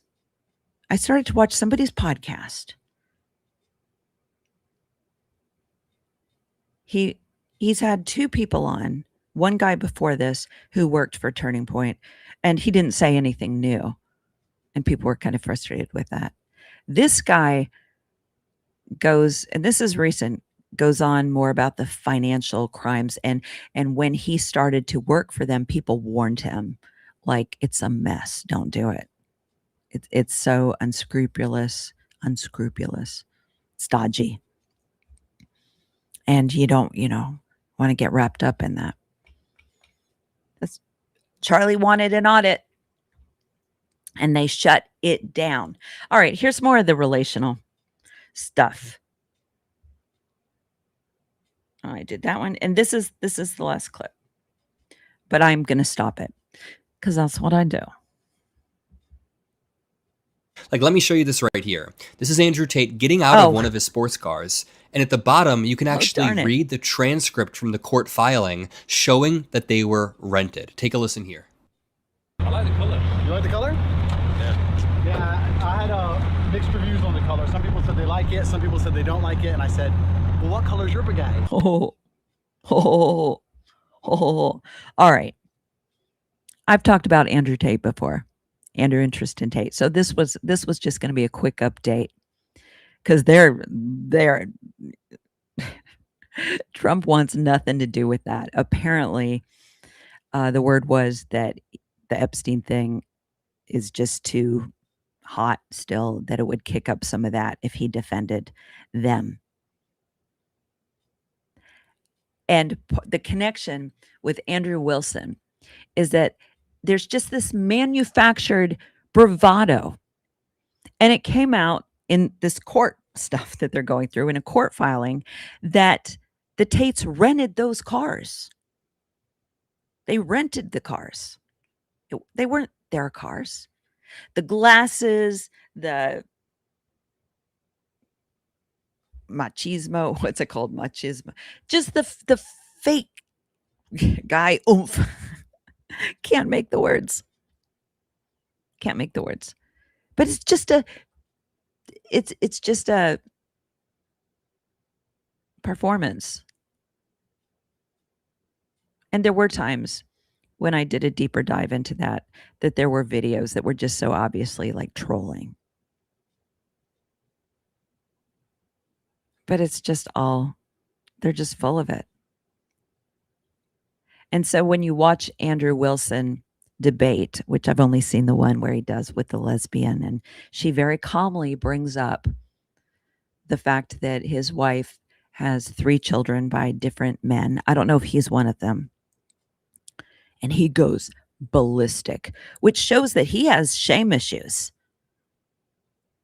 If it wasn't a big deal, you just remain calm. Think about things that Andrew threw out at Candace. And she just remained calm. Because at the end of the day, she doesn't care what he thinks. She doesn't have to prove anything to him.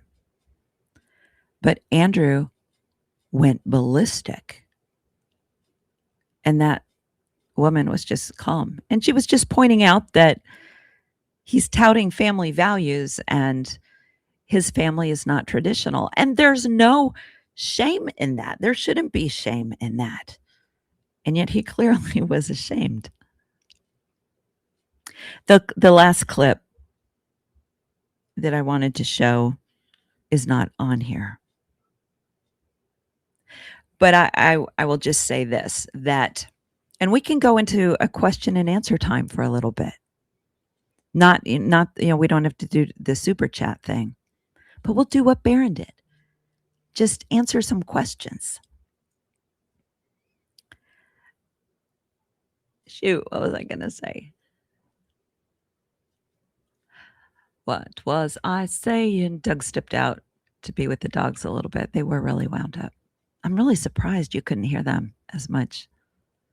Okay, this is it.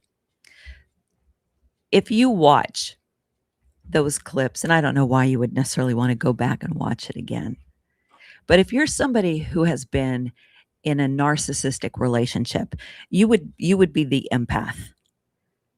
If that relationship blew up, which it tends to eventually, or will soon, narcissists and empaths are like 2 ticks, but no dog. Just 2 people passionately sucking the life out of each other. I love that analogy. I use it a lot. 2 ticks and no dog. And they're drawn to each other because the empath wants to save the narcissist and the narcissist loves the attention and lots of other things that draw them together. It's great. I was in a narcissistic relationship over the years. Doug and I were divorced for about 11 years. And for 8 of those, I was involved with a narcissist, and there was physical abuse involved. My drinking went through the roof. I started throwing in pills that I had never had before. And as a middle class white woman whose mom was a therapist, You learn how to play the game and throw out the words to get the medication. I didn't realize that vodka and Xanax causes blackouts. I'd never been through anything like that before. But I was in that kind of relationship, and they can be very hard to get out of. But if you are in one, I would encourage you to rewatch the debate. My timing was off there. Debate. I don't take air quotes lightly. Don't take air quotes lightly. His narcissistic persona, it's a great example of what a narcissist will do. She'll prove a point, but then he'll shift. What's the police officer's name who went to the roof? She answered, well, what's his first name? Who cares? Who cares? He was just trying to get her on camera saying, I don't know about something. See, she didn't know what she was talking about. And of course, she knew it was Christopher. And the way he flipped the 7 charges. So it is murder. It is murder. No, Candace said, big difference between aggravated murder and murder. One involves the death penalty. But he flipped it on and just picked. Candace Owens has been through so much to be able to deflect that, to let it bounce off her. Most of us have not been through what Candace has been through on the public platform. Some of it, I would say, she brought on herself. There are things in life, and I'm not saying that judgmentally, there are things I brought on myself. Most of us do to some capacity. I had self-sabotage down to an art form. But if you watch that as a classroom kind of situation where you are the empath, a narcissist isn't going to watch it and go, this is what I can learn about myself being a narcissist. They don't do that because everything is everybody else's fault. They don't admit they're wrong. Rarely say they're sorry. But watch it from an empath perspective and look how she deflects. Says, I think I've answered that. I think I'm comfortable that I've answered that. Or when she's quiet. Oh, one of the best examples is when he says, all right, so tell me the 7 things. And he's kind of pointing. She's like, you don't have to point at me. All right, so tell me the 7 things. Tell me the 7 things. And he just kept going. And she said, I'll do it in my time. And some of his people commented she was probably getting the answer told to her in the headset.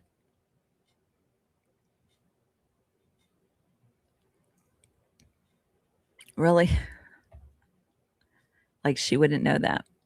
He couldn't name one. And he knew it. So the defensive, when narcissists are cornered, they attack. And that he just kept coming at her. And the way you diffuse that, you don't react to it. You're just stalling. You're just, no, I'll take this in my time. And she even said at one point, I want to show that this debate tactic doesn't work. Said it so calmly. I love how she pointed out that for Turning Point to send anybody to her to debate, let alone Andrew Wilson. She didn't say send anybody, but like to send Andrew Wilson when Charlie helped train her on how to debate was just comical. And the fact that Turning Point hired that guy, more lazy air quotes, hired that guy to train some of their people how to debate. Really? In that clip, I mean, in the short form film, that's what I was thinking. In that short, I played part played part of the clip where he just goes after, just loses it to the woman, the lesbian woman. Vulgar language, just crazy. And there were people who hadn't seen that before and said, wow, Turning Point hired that guy. Everybody around them, dodgy people, like on paper, dodgy, whether it's financial crimes or covering up people their church hired that have offenses against children and who are getting sued, and they're still trying to defend hiring a person. Rob McQuay went on and, oh my God, I meant to do this. There's so much, you guys. There's so much. But I saw where Rob McQuay went on a podcast, and the most egregious lies about certain evidence. They have evidence about this. They have evidence about. Wow. Wow. Talk about a wolf in sheep's clothing. Although his air has always been, I mean, I looked at past sermons, his air has always been so.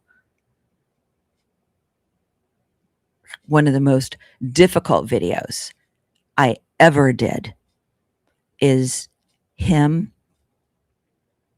And this is like an 8-minute video or 10-minute video. It's not in the shorts if you go back and look it up. Him just bastardizing the David and Goliath story and just clowning it because he wanted to perform. It was clear, like, his need to be on the stage was just disgusting, and he just clowned it up, and it was vulgar. And I had to watch that, I want to say, like 60 times. And by the end, I was like, it's hard to edit with somebody muted, but I just could not handle it anymore. Okay. Maybe you have questions. Maybe you don't. Maybe you already asked them and it scrolled by. So I will backtrack a little bit. They need to ask for their money back. I wonder if people can do that. People that give money to them at this point. Wow. Hugh Good. I was saving the question for the end. Okay. Can the left and right unite just over truth tellers and finders vote on people who have to wear liar detectors on them 24/7? I once joked about if Trump had little electrodes like attached to his nibbles, I call them, and he got zapped, he'd probably like it.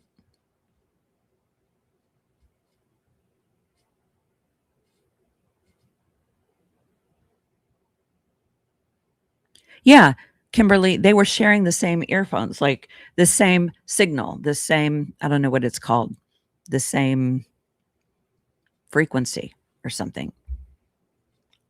And I love how she just turned over her phone. Like, hey, you can look at my phone. That was the smartest thing. And then he wouldn't share the text, and he wouldn't let her ask a question. Such a coward. And he bumbled over that. Yeah, okay. In my video, I was like, his kids are going to watch that someday, if he has kids. Zach Costello called it out before the debate based on what Andrew Wilson did with him during their debate. Zach was correct. I missed what he called out. I didn't realize he debated Andrew Wilson. I saw him have Lisa Knows on. I invited her at one point, and then she blatantly lied, called me a liar about something, and I showed the receipts, and I said, I won't platform you until you apologize.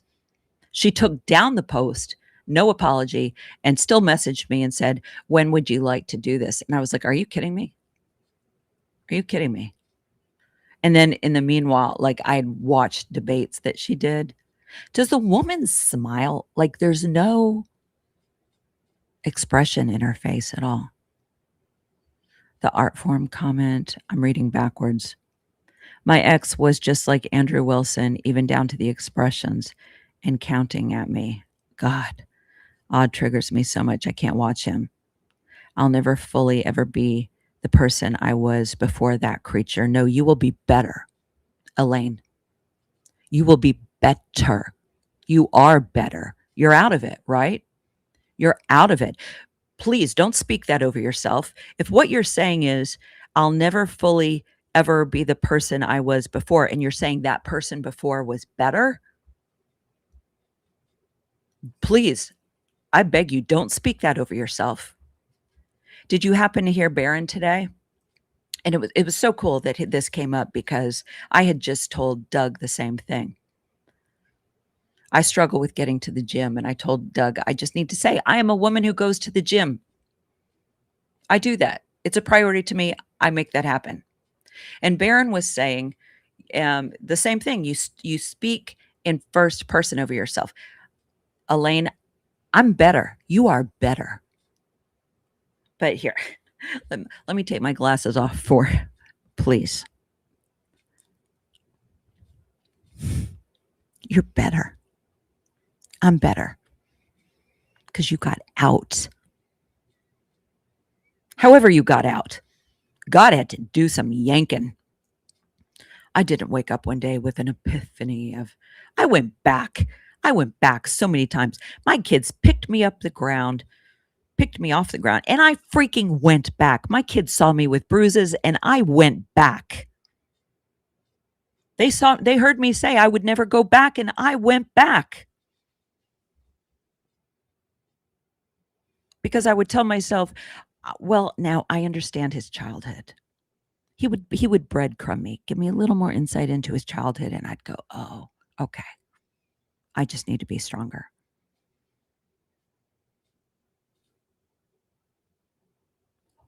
Horrible. Hunter Biden talks about guilt. Guilt is not shame. Shame isolates us, weighs us down. Guilt can lead to conviction. You don't want to stay in a place of guilt, but leads you to conviction or shame.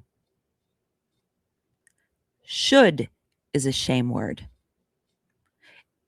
In telling you the things I just did, I don't think I said I should have left. I should have done this. I said I did not. If I said I should have, that's shame and self-condemnation. You called the guy, Elaine, your ex.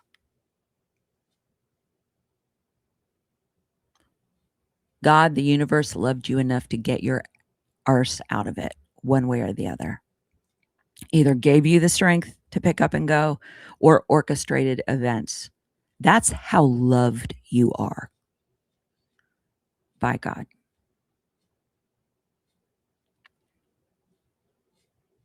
Please don't speak over yourself that there is something that you lost. You're stronger.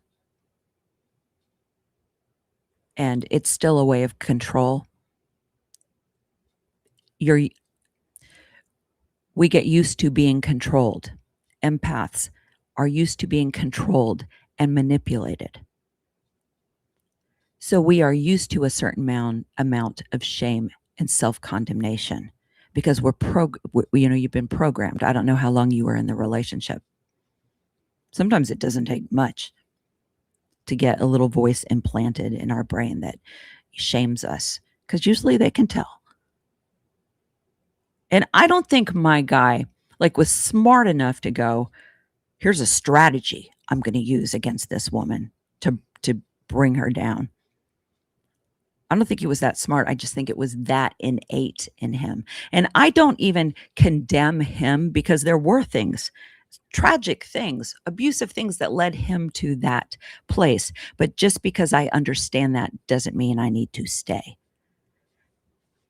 But he would say, it's you. You're the problem. You're the problem.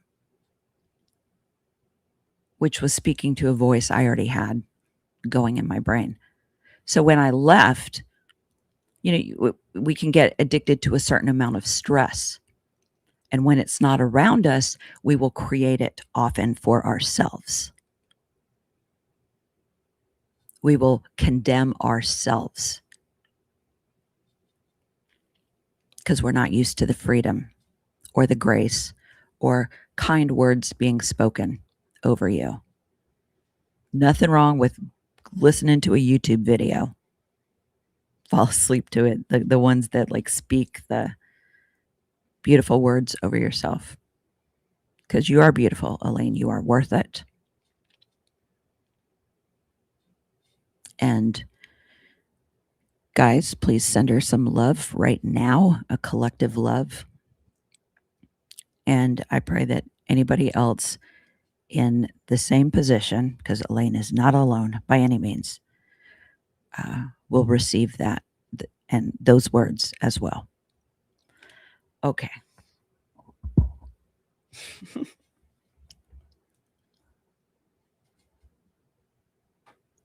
Candace has so much more info than any of us can fathom. Yeah, so does Baron. That was funny. I don't know what was, but I'll trust you. I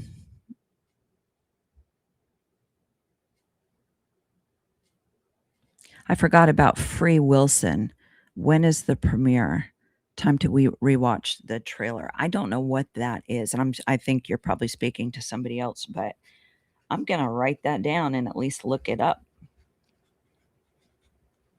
Did you see the Free Wilson video? No, and I don't know what that is. Oh, Andrew Wilson is one of the baby daddies. Okay. Okay.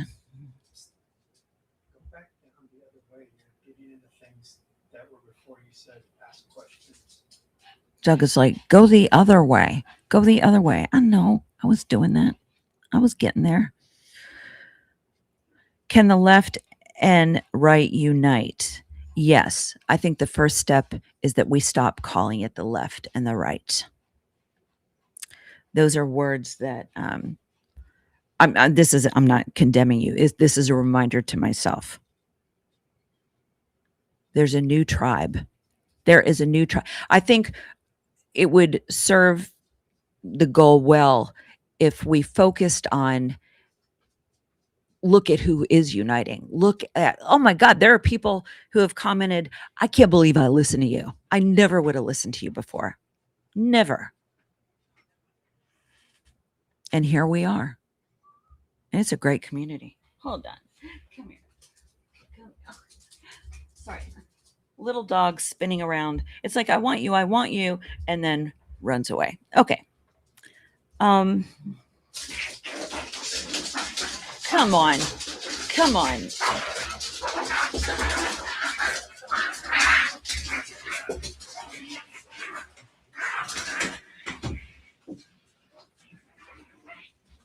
See, a narcissist would tell me that was my fault because I was scrolling the wrong way and he had to tell me.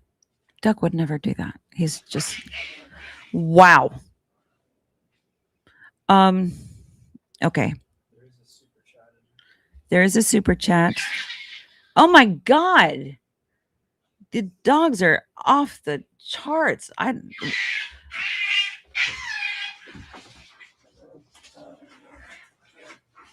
have never heard that sound. I have never heard that sound. We had two of them. And one of them, we had a little girl, the black one, she's 13. And then we had a bigger dog that died. And I'm like, so we can get two because two little ones are like one big one. And so they're brothers. And it was clear that it would be best for one to be elsewhere. And my daughter and her partner were like, yeah, we want the other one. And then there was a breakup and she already had one. And so, but they go at it. Okay.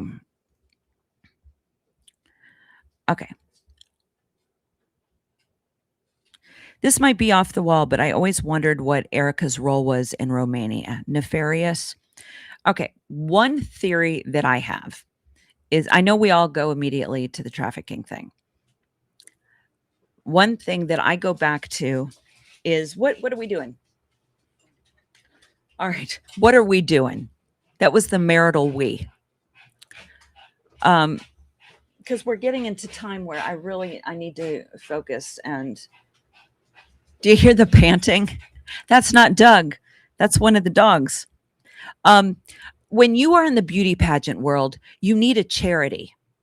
You need to be able to say, "Hi, I'm Miss Arizona, and I have this charity, and this is what we do." You need to be able to display some, not philanthropic. What is that word?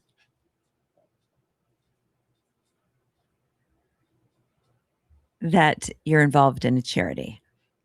So part of me believes that, and I think I lean toward this more than anything nefarious, is that she needed to start something. And the mother had these connections.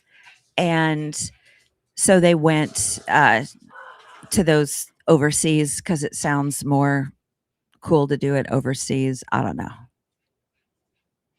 Sorry, little distracted, ADD. But so I tend to lean toward her mom already had an established connection there, and she needed a charity. And so she created one. I don't know that they continue to do anything. I don't get the impression that they do. I think that it served its purpose to get her through the pageant stuff. And I think that kind of says something, as opposed to her continuing that and going there repeatedly.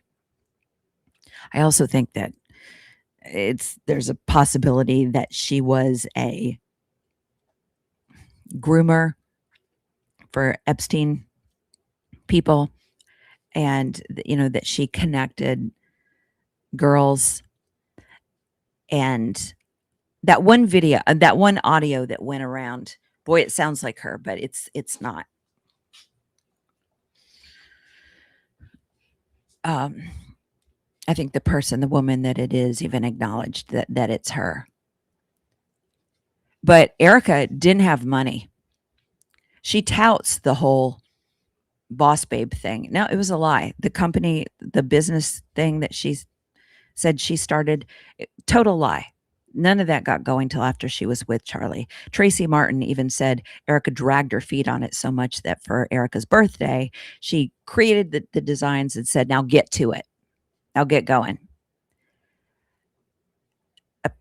Apparently, I don't remember the cousin's name, but that's like who she lived with in New York City. And there was she was like a rich family. And when she went to Israel, the patriarch of that family was over there. And what she called him uncle, was just very manipulative. We can see that. We've seen that, the manipulation of men, the touch and when Jesse, what's his name? Waters. "Oh, Jesse, you're amazing." As she strokes his arm at the end of that interview. "Oh, Jesse, you're amazing." It's like, what was that? What was that? Sean Hannity wouldn't even hug her at that thing. They don't like her. Trump didn't want to hug her. He tried to pull away, and she no, photo op. It was disgusting. So there's part of this whole thing where I'm like, she was broke. She was connected to the real estate office. I don't know exactly how that timing matches up.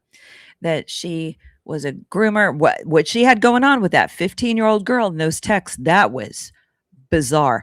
And it was some of the language and tactics that she uses when she addresses students. Totally manipulation.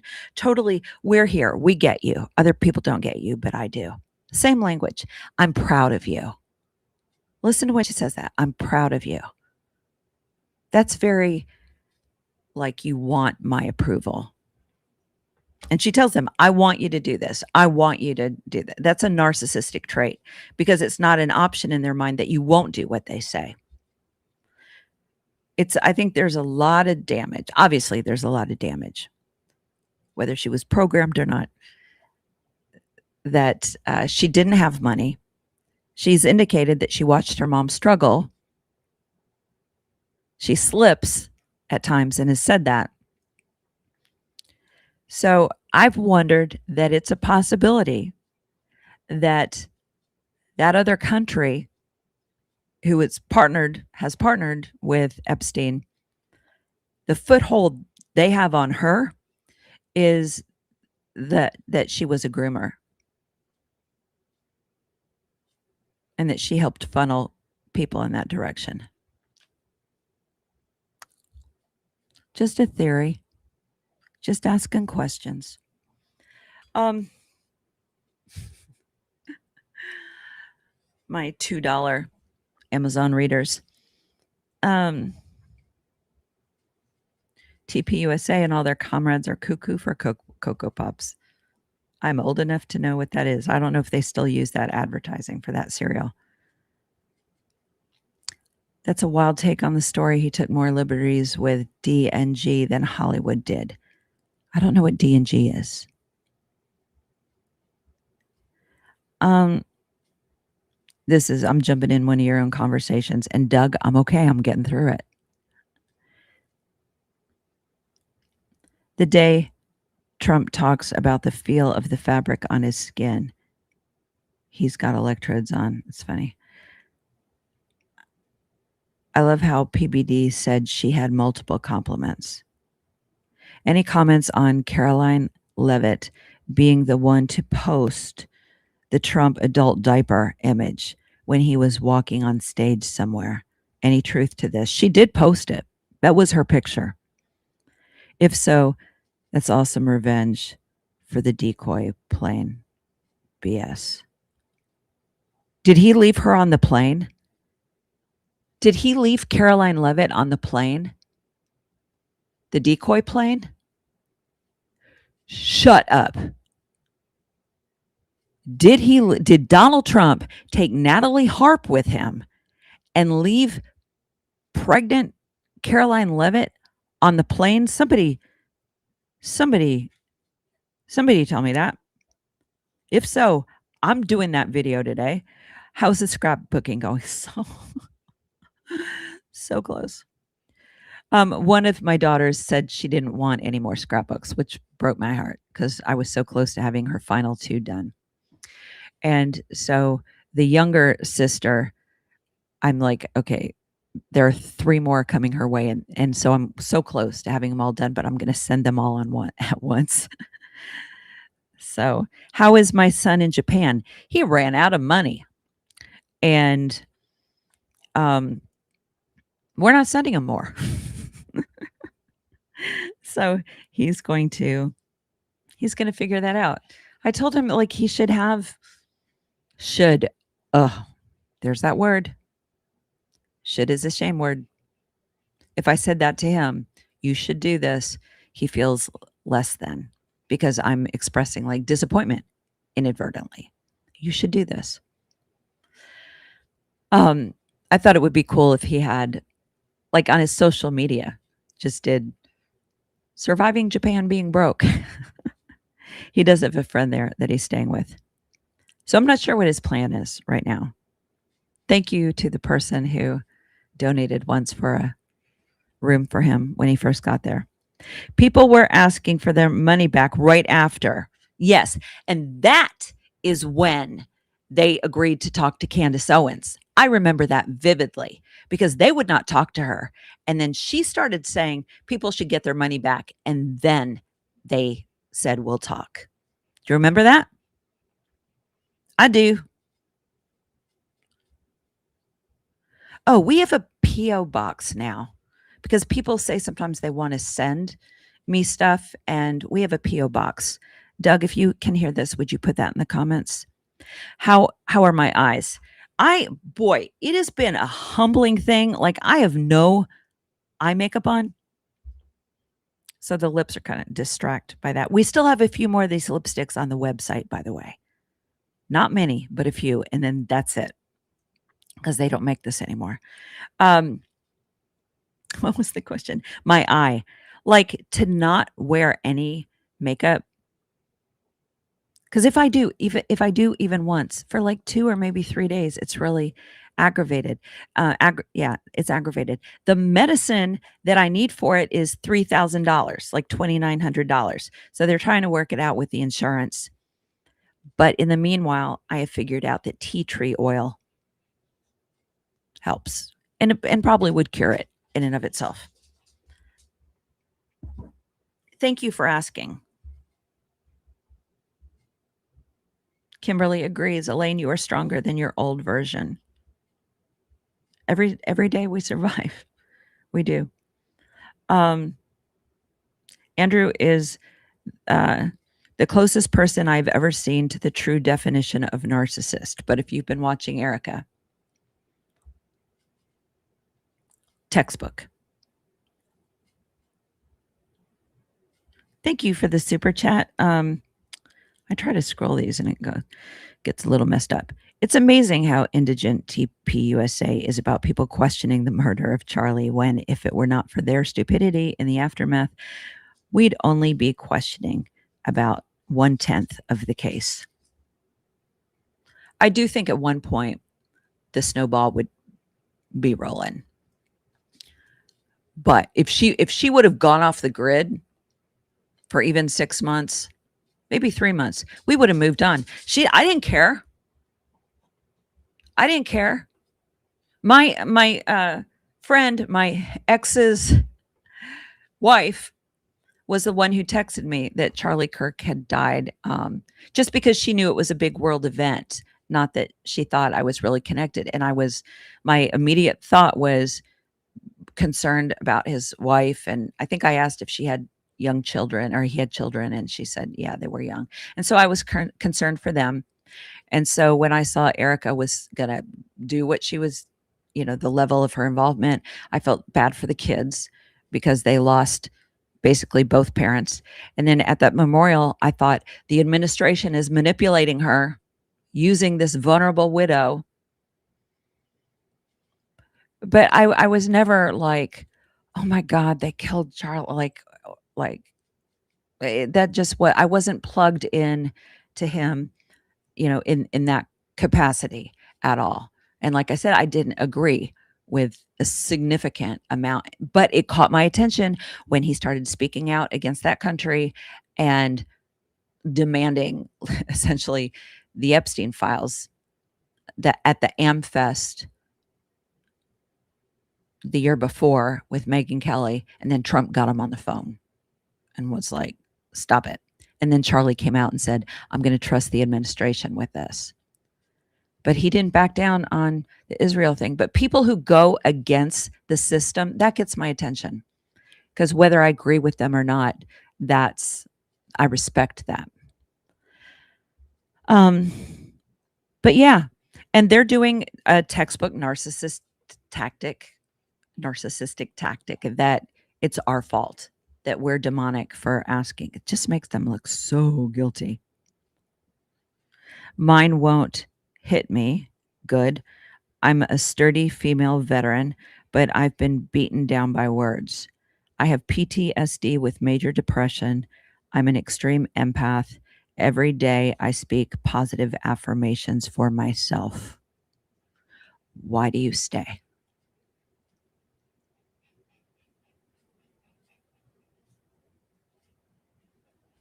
If the answer is God doesn't like divorce, there are biblical grounds, and emotional abuse is recognized as one of them.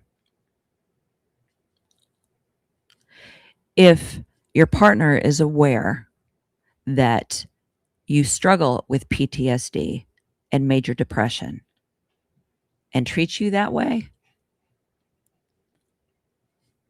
that is not the life that God would want for you. I don't know how long you've been in this. I was in a book club with some Christian women, and one of them in a miserable marriage, horrible marriage, but she honestly believed on some level that God would just be more impressed or something if she stayed. And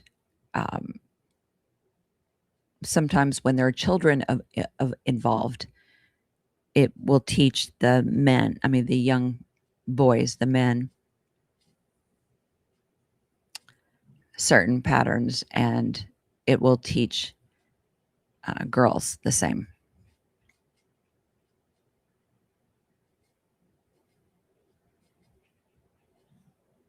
I damn, I did that word again.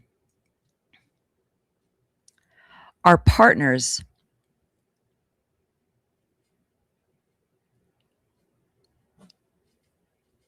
are designed biblically to be our helpmates. The word for submission was misinterpreted, but I can't. It wasn't. It was a partnership situation. It was never like, I'll trust my husband and he'll lead. It was never designed for that.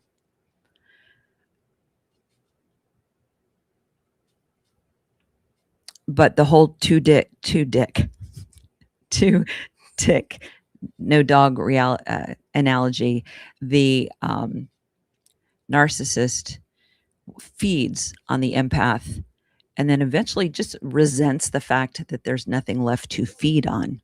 And so often when the empath is down and vulnerable, they get attacked the most. What I was going to say is there are probably people on this thread, including myself, that have more care for you in this moment than your partner.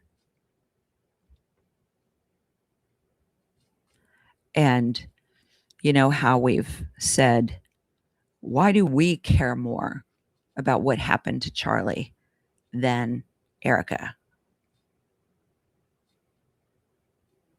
So why do we care more than your partner? There are groups there. I don't know if you're familiar with Al-Anon groups or codependency groups.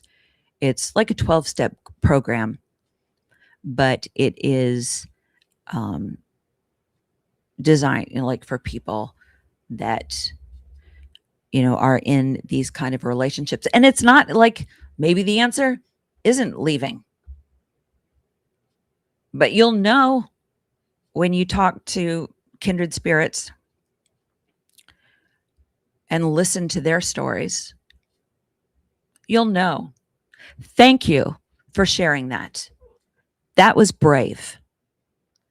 Much respect. That was brave. Sending you love.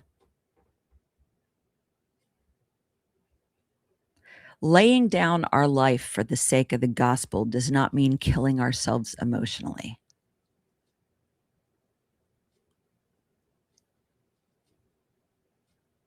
So we're not being a stronger witness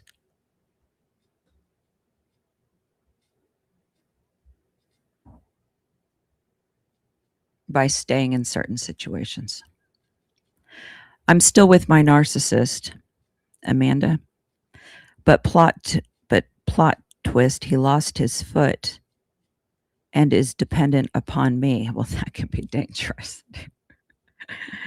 Displaced anger. I'm trying to get out, but he can't live alone. Sure he can. I almost said the F word. Sure he can. He'll figure it out. He will figure it out. I'm trying to grasp that is no longer my responsibility. Don't grasp it. Don't grasp it. trying to grasp indicates like a process. Own it. It is not your responsibility. It's not your responsibility. Sometimes it helps to hear this from a stranger, although I feel like we know each other in some ways. It's not your responsibility. You know you're not supposed to be here. Now, listen, people, I don't exist to tell women just to run from relationships. I am a fighter for reconciliation. But I stayed for 8 years and it almost killed me. I was going to either do that or he was going to do that or I was going to end up in prison.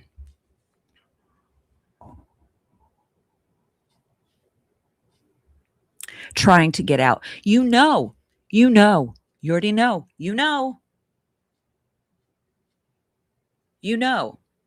that's not your place. That's not your space. You know that. You just said it out loud. What do they say about trying? There's some quippy thing that people say about trying. You do it. It is a jumping off the high board, what's that called? Diving board situation. You just do it. He'll figure it out. It's a foot. It's a foot.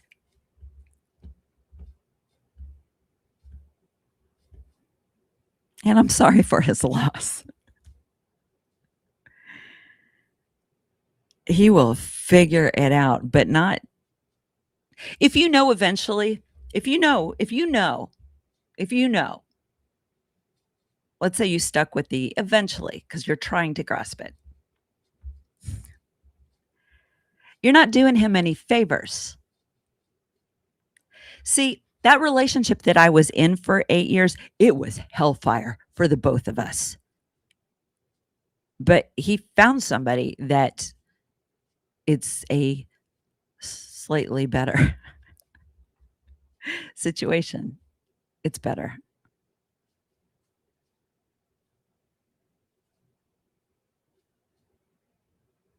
So you're not doing him any favors. So it's ironic because you want to, you care about him in the human sense. We have to take care of ourselves first. And that sounds so selfish, doesn't it? What do they say on the airplane? Put the mask on yourself first.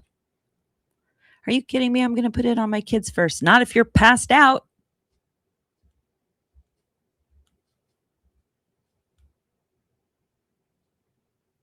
I hope you can receive that in the love that it was intended. This is again disproportionate, but somebody's saying, I'm going to try to go to the gym tomorrow. I'm going to try to go to the gym tomorrow. No, you visualize it. You visualize your day tomorrow, and the first thing you're doing is going to the gym. None of it happens unless you visualize it. I'll try. I'd like to go to the gym tomorrow. No, do it. You're either going to do it or not. But speaking the words and visualizing it and visualize him being okay. You know how they talk about kids, really young kids, especially, but all kids that are in the home, pick up the vibes of the mom, especially, but the parents, but they pick up the vibes. And so if something happens that's like maybe a bit abrupt, and they'll look to mom or dad and how are they going to react? Okay. So they respond to the vibes. That's why when we enter into difficult conversations with people, if we imagine them going wrong, they pick up on that. If it's like, hey, I need to talk to you. Can we talk later? First of all, that's cruel. As opposed to, hey, are you going to be around later? Or it's not even up to you to how you present it. But let me, you're not responsible for how he receives it. But or anything we tell people. Sorry, I try not to do this so much.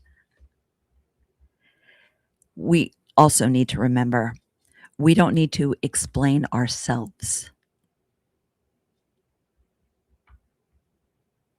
People probably already know why, but even if they don't, it could be, hey, do you want to go to lunch tomorrow? Hey, I can't make that happen, but how about whatever? You don't have to say, well, I got to take my mom to the doctor's appointment because she has gout and she's really no, it's not good for me. What other day is good for you? We only have so much energy in a day, but don't give it away. No pearls before swine.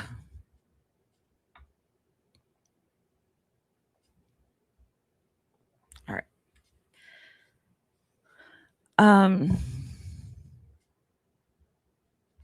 Dang. Your description of the narcissist empath relationship made me wince. I was the empath guy. She was the narcissistic girl. 28 years together of being controlled and lied to. It resonates. Boy, it's heartbreaking when when Candace said she realized what Andrew, that he was not, did not have best intentions. And just like the guy I was with for 8 years, he would set me up to fail. There was stuff with his kids, and he wasn't being straight with either one of us. And so from my perspective, it kind of looked like the kids were being assholes. And they thought I was just being maybe inconsiderate about something. But it's because he couldn't deal. And so all he thought about was himself. And boy, betrayals can be like death by 1,000 cuts. We think of, oh, if they cheated, sometimes it's like that would be easier because you're like, I could just get away. But often in these dynamics, it's like death by 1,000 cuts. Wow, 28 years. I'm sorry. Sending you love. I'm out, and thank you so much. In tears right now. This is Elaine right now. I did see Baron earlier. I dug my way out, had years of therapy, and I'm better than anything I've ever hurt over. God bless you, and I feel your love. Good.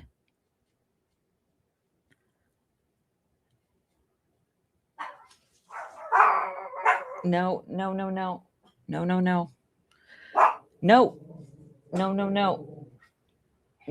The dogs work each other up, and there's an analogy in there. If I do a post that is like sassy and kind of more overtly cutting at somebody, I get that back. We get back the energy we put out there.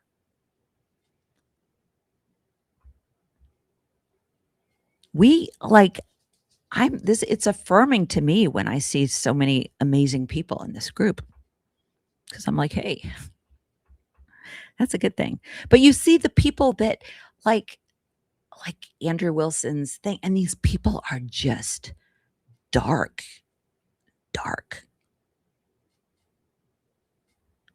Elaine, I'm glad you're out. Years of therapy. I will say there is a point where therapy keeps us I'm glad you did that. Don't hear me talking down to that, because there is a point where therapy gives us understanding. And then there's a point we say, okay, got it. And I am just going to speak these words over myself. I'm going to say that person is gone.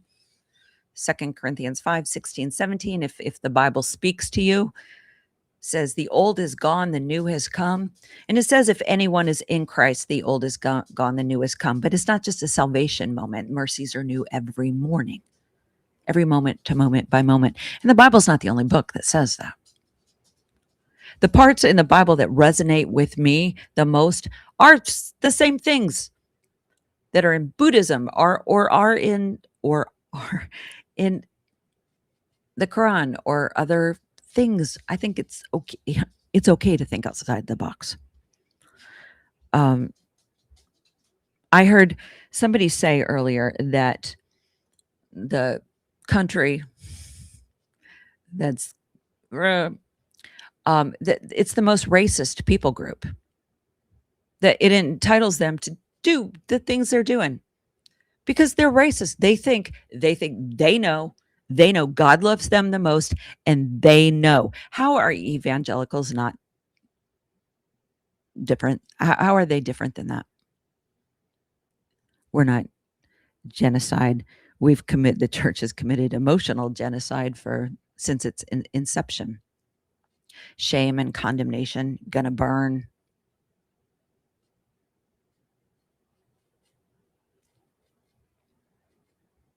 A lot of people are going to be really surprised who they see on the other side. Nuh-uh, Christine, evil going to eat itself. When Erica said that, evil going to eat itself, and she couldn't finish the thought. She can't. She's not articulate.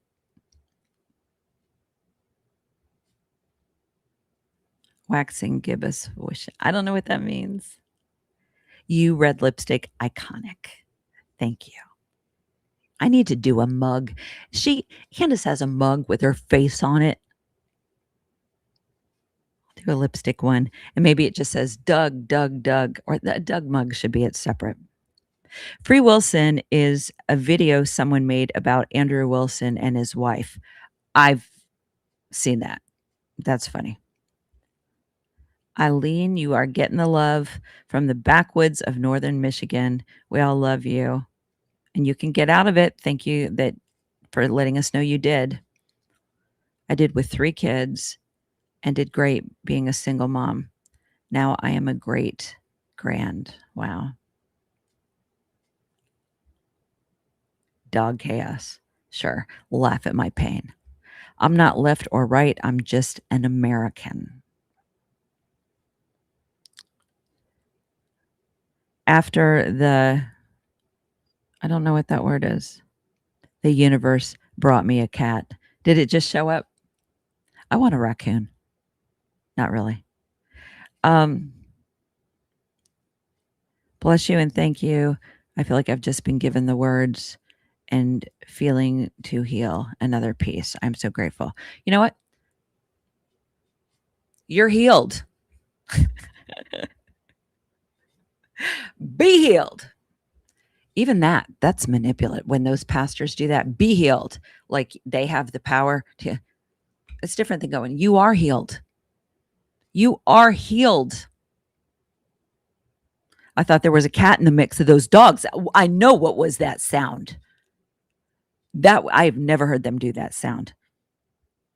Was that the sound of Andrew Wilson beating his wife? Oh, I hope not. Good Lord, them dogs okay. I want the hat. Think Happy Stuff. Just go to thinkhappystuff.com. We would so appreciate you getting one. I also have these cotton scarves that are just like year round and they're fantastic. The hats are awesome. There is no left or right, just us versus them. If them is the Epstein class kind of thing. That's another thing. To just be like, they're already defeated. Let's just see that in real time. I hope that wasn't Doug's panting. It was not his panting. Glad Doug is hydrated. We only live once and life is so brief. Go for your happiness. This is to all of us. That is not selfish, is what we need in life. And when we learn the difference between happiness and joy, big thing. Because if we were to run around like all kind of like crazy all the time. That would just be annoying. I get confused about which one is joy and which one is happiness, because I thought it was joy was kind of the temporal, like when I'm on stage and I make a lot of people laugh collectively, it's like, oh God. And at one time I said to Doug, like, why don't like am the is the only time I'm happy is on stage? No, like happiness is like the contentment or vice versa. One of them means just contentment. We can't live in that state of like, oh my God, everything's great, like all the time. Like no one would want to be around you. It's called littermate syndrome. I tried to rehome one of them at one point and I couldn't do it. I bawled when he went away, and then finally I was like, I need to get him back. I'm laughing. Is that okay? I've never heard that sound. Philanthropic. Wow, are we this far back in the comments? Thank you. She gets distracted easily, and the dogs were distracting her. If Doug, if he sits on the opposite side of the camera, where he normally sits, and he like makes kind of like a frowny or reactive face, because like we've had technical problems so much. I'm just so thankful we've gotten through this once we got past our little whatever in the beginning. But it's like, you know how like somebody just, you get used to things going wrong, and squirrels everywhere. It did sound like squirrels fighting. I love squirrels. We used to see them all the time in Tennessee. Here, not so much. So it's like we name them. The business ran itself. It's such a lie. She's just a liar. Yeah, the New York real estate situation, very suspect.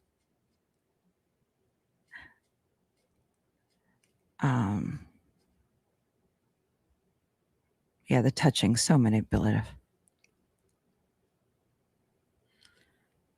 She's getting ready for a movie about her life. I can't. I can't even comprehend that. Melania did one, but that was a payoff. Eric was in charge of the apartment building that housed the models. Yeah. Yeah, that's a dodgy thing. My daughter was invited by a Japanese agency to like work in Tokyo and be a model, and would be in a house situation. And like, unless I moved there, I wouldn't have been comfortable with that.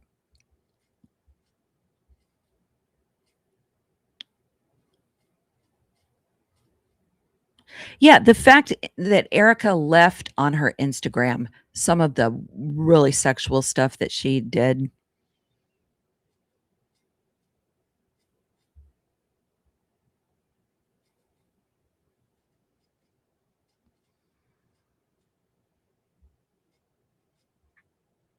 What is your take on the girl saying in an interview about Erica Kirk, saying she lost her husband and lost her kids, and that she was worth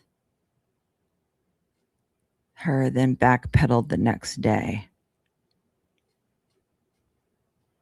I don't know what interview that is.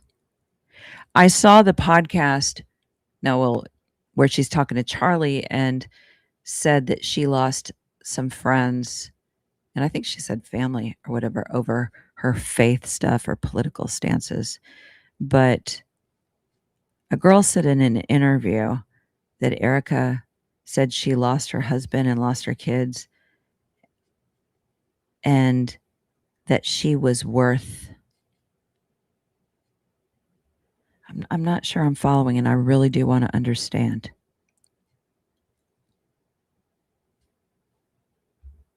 He can teach English, big money. I did. I lived in Tokyo for 1.5 years. Kim, did you, the visa is for 3 months, a tourist visa. So did you get there and then extend it?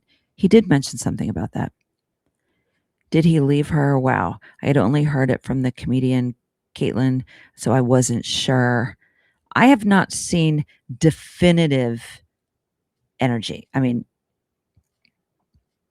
evidence that he left her.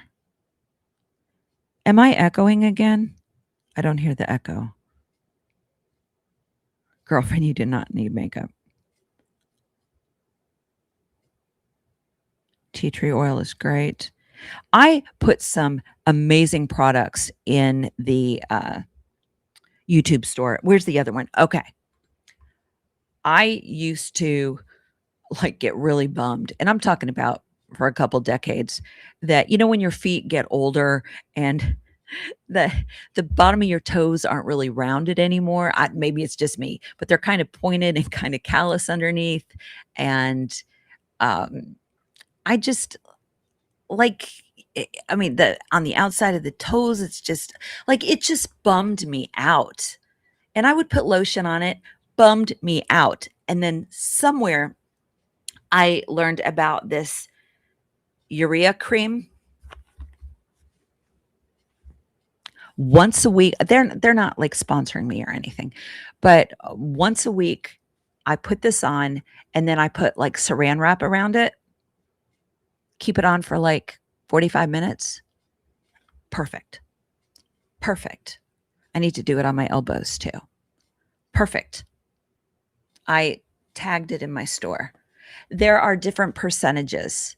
I think this is the most percentage that you can get. You're welcome. You'll thank me later. Eric could actually be MK Ultra. That's why I think she a level lower than a narcissist. Maybe. Yes, I dilute the tea tree oil. She went to some weird school stuff when she was younger. You guys have heard that, I'm sure. So yeah, that's weird. Ghost lashes are a current trend. Well, I'm nailing it then. There's a condition, I think Candace brought this up, where the eyes do that intense thing. I forget what it's called.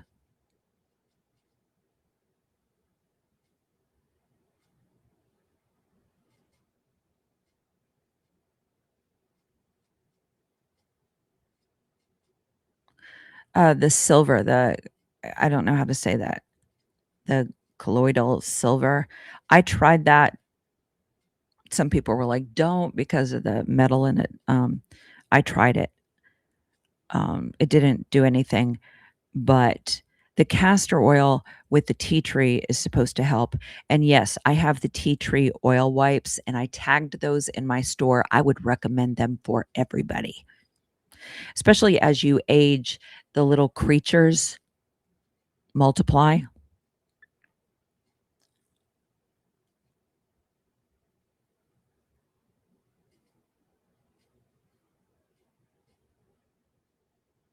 Oh yeah, Charlie was incredibly naive about women.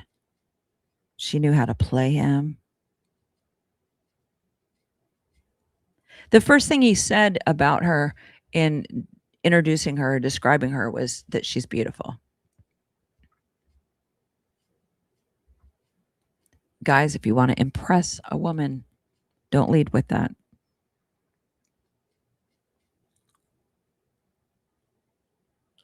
My ex tried to use that submission excuse and said men beat their wives in the Bible. And I said, not good men. I am not going to get beaten up.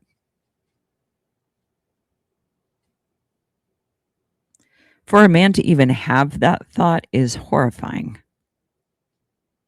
And I can't imagine that doesn't manifest itself in other ways. So take care of you.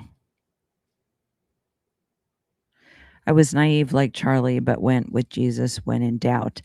I can be so naive. Not so much anymore. I used to think Doug was hyper, like cynical, and like innately looked for the bad. But I think there are ways we kind of balance each other out. But because he would do what's called writing the story, where you kind of condemn an effort before it happens because you say, well, they're going to do this and they're going to do that and they're going to, you know what I'm saying? That's called writing the story. Please be careful about that. Hi, all joining late. Well, I'm glad you're here. We're getting close to the you hang up part. Yes, you guys, if you struggle with this codependency, if you know you're with a narcissist, Al-Anon or codependency groups. It's so fun going to groups out in LA because the people that show up, you would know. God told men to treat their wives like God treated the church. And if that doesn't happen, you can divorce.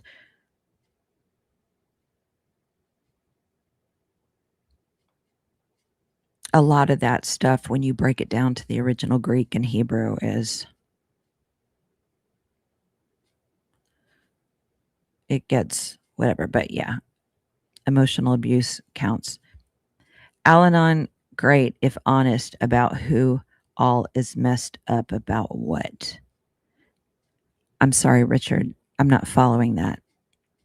I'd like to understand if you want to comment again.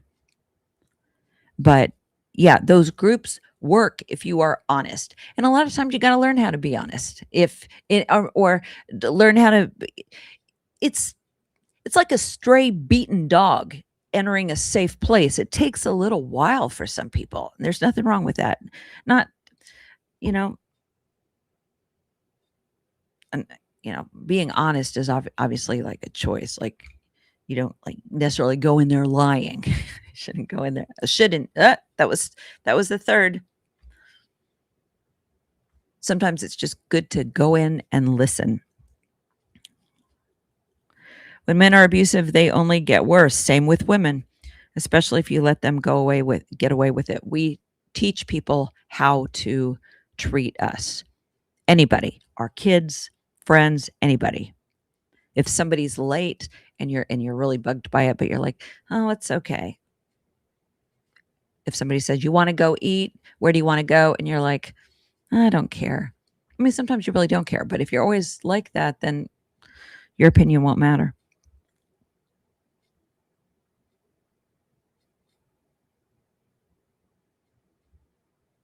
I'm looking forward to hearing back from Foot, our friend whose husband lost a foot. I can't walk on my own now because I stayed 20 years trying to make it work. And when you have to try that hard, it's not ever going to work. They've shown you, people show you who they are. Men tend to think women will never change. Women tend to think men will, and they can change them.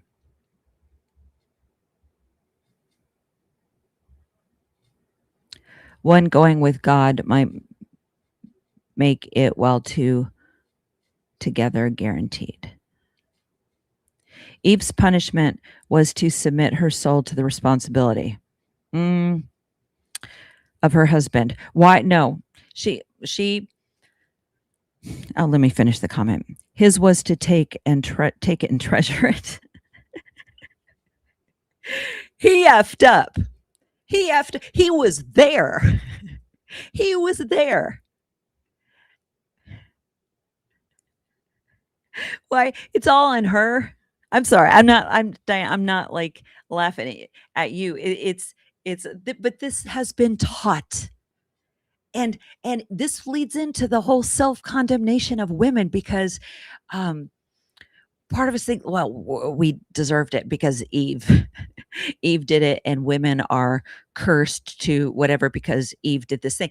That was a team effort. Adam was there.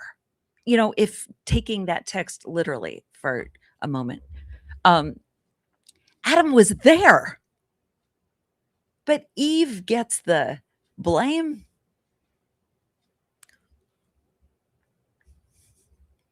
Wasn't a woman who put that book together.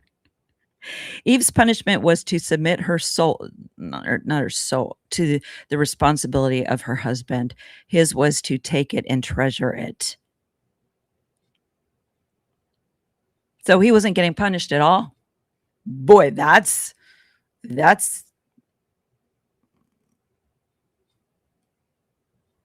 we see that a lot. Each the opposite of what they sinned. The kicker is until they both do it, no joy. Okay.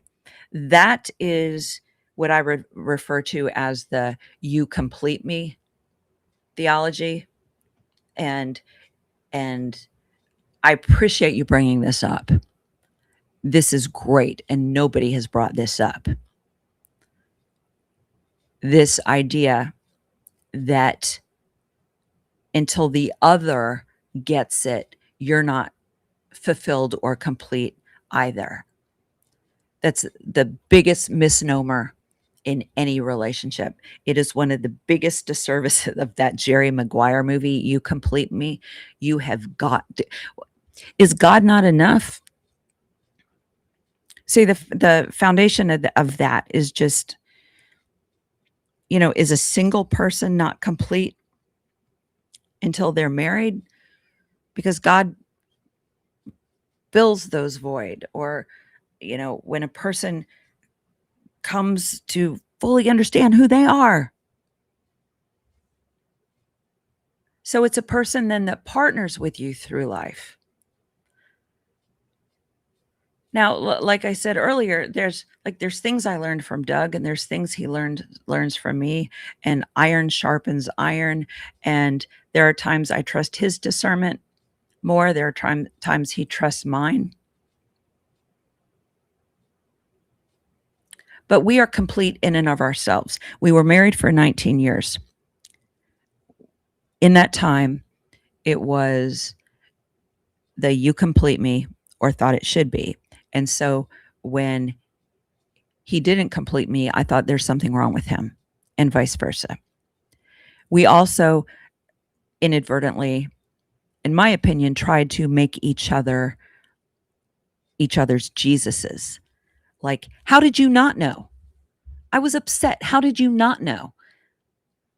You know what I need. You know what I'm like. Why didn't you do that? You should know. You should know. You know me, or maybe you don't know me. I thought you knew me. You don't know me. So in the years we were divorced, we learned autonomy. See, Doug was 20 when we got married. I was just shy of 23. Our brains were still forming, or doing that thing that they say isn't done till you're 26.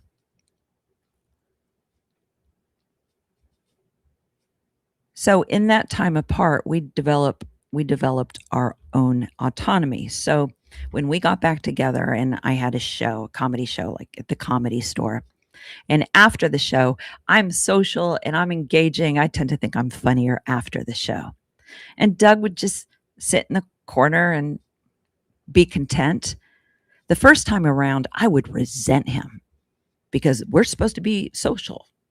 And I thought his behavior reflected me. No, it doesn't. But let's say it was an event, or there was somebody there where it was particularly important to me that he connect with. Then becoming more self-aware, being whole in and of myself, the God in me, the God that I accept, the fullness in me, is self-aware enough to tell him, not to presume, not to think, well, he knows how important this person is for me, and the opportunity it could open up. And so surely he'll step up. No, I say, Doug, there's this person coming tonight, and I know it goes against your grain, but could you just for like 15 minutes at one point engage in conversation with this person, with me? In sobriety, I learned, tell people what you want. Tell people what you need. Doug and I, God, we're not in this kind of situation anymore, but he was in a work environment that was very challenging. And so it could cause a certain amount of anxiety, not knowing how he was going to be when he got home. So he started texting me. We came up with this thing where when he left, he just dropped me a note that said, things were cool today, or I'm stressed about this. Can we talk about it? So instead of damage control, we did preventative maintenance. Preventative maintenance. That applies to friendships, our kids, our neighbors, any human.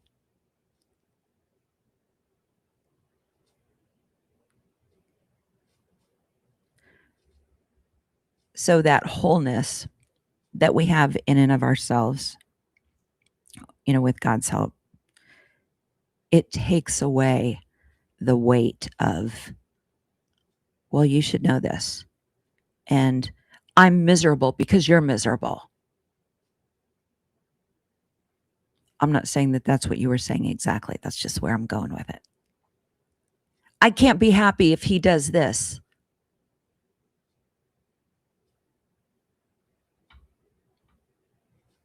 Well, there might be ways that behavior is being enabled. Every relationship is a dance. It's a dance. When they do this, we do this. When they do this, we do this. Dun, dun, dun, dun, dun. Stop moving. Dun, dun. What are you doing? You're not moving. No, I'm cool. I'm just going to chill for a while. This person's like, what? Just do something different. Break the routine. Okay. What's up, Mama? Patrick, so much.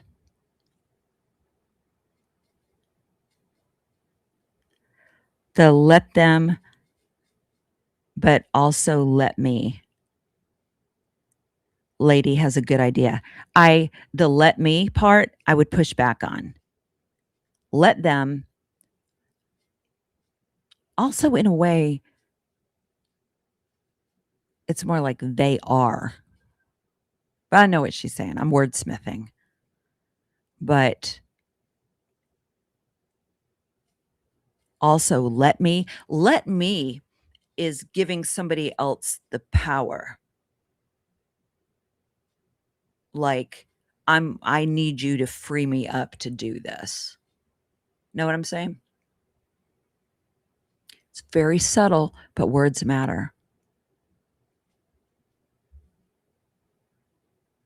By the way, this probably won't mean that much, but I guess it's worth saying. I think the reason Barron didn't mention you as a podcast, because you don't, that's what I told Doug, because you don't post content on a consistent basis. That's what I said too. It's very sporadic. And a lot of that has been because of my eyes. And I just trust it hasn't been the time yet. I could get really bitter and upset, but I just trust it wasn't. And Dorian, that does mean much. What you're kind of saying there, since we're in this mode, I'm just going to say, by the way, this probably won't mean that much. Who told you that your opinion doesn't matter? Your opinion matters. It matters to me. And thank you for sharing it.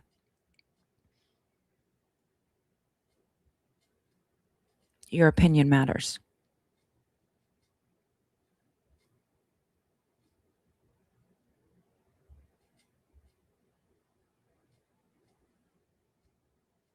Okay.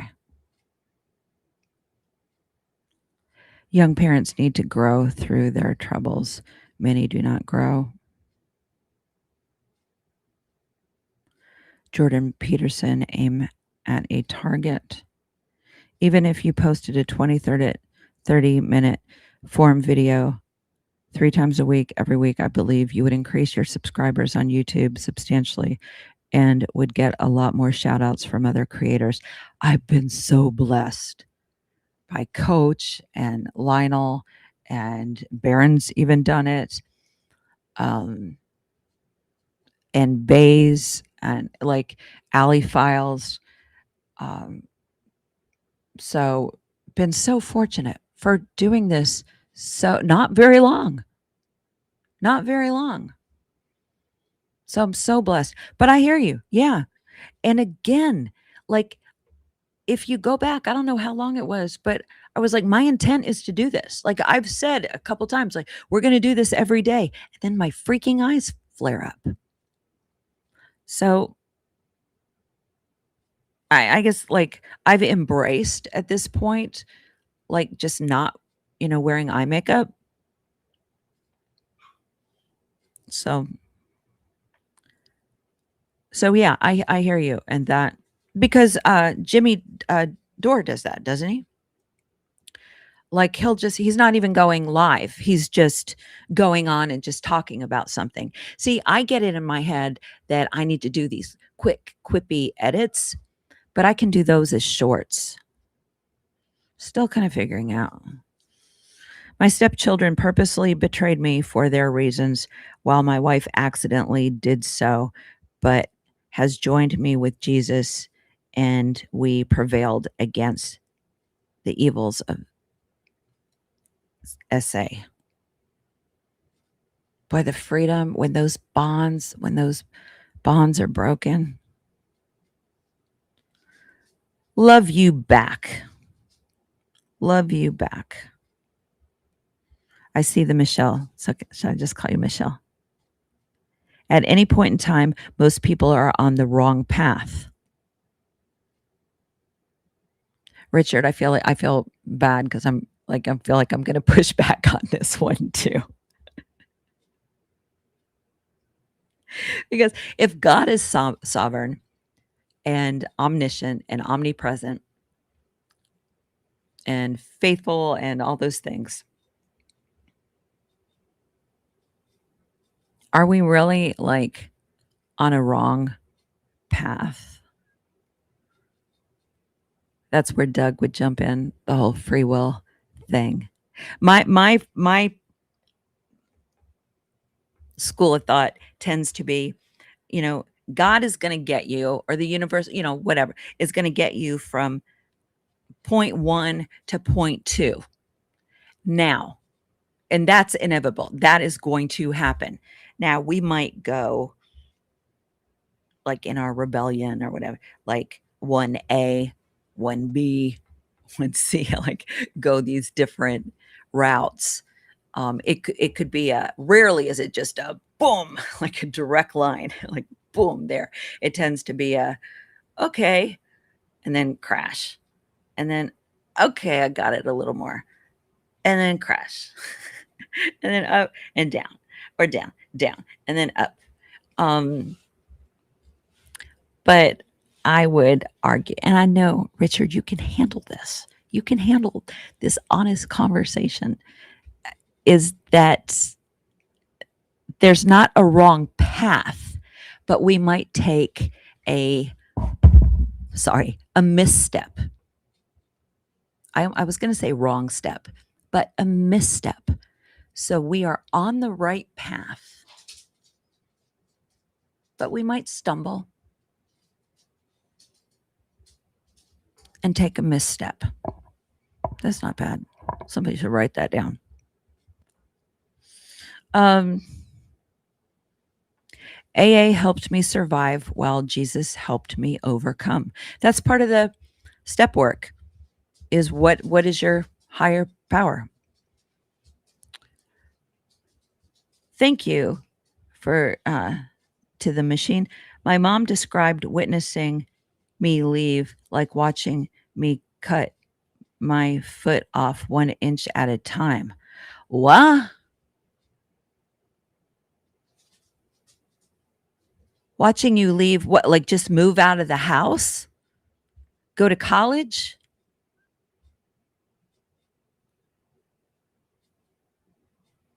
That's pretty like,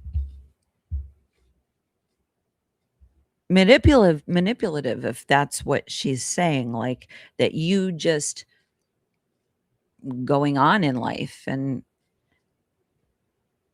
it was really painful for her, because what's the message there?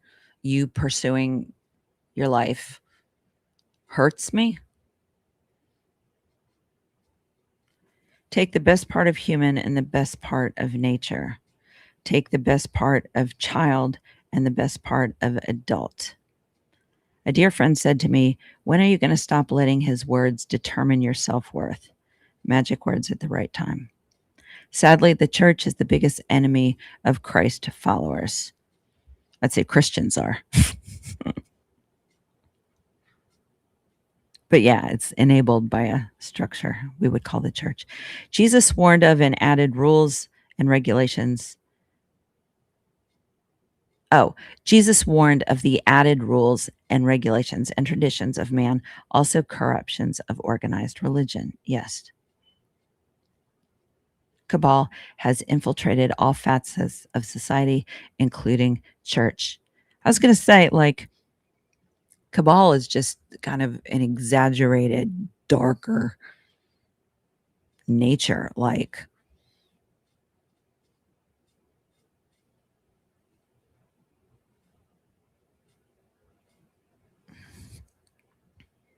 it's like we all have some really horrid thoughts at times, or I'll just speak for myself. I have some really horrid thoughts at times, but the guardrails are there. And I think if spiritual forces are after a person and do that by either brain chemistry or systematic abuse or generational abuse, then it's just their nature. I don't think necessarily they're doing anything evil. It's for the greater purpose. That's, yeah.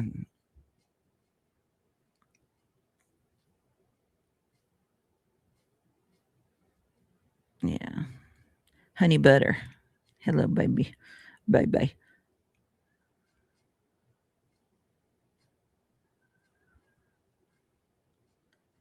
But consider it all joy. Consider it all joy. Consider it joy.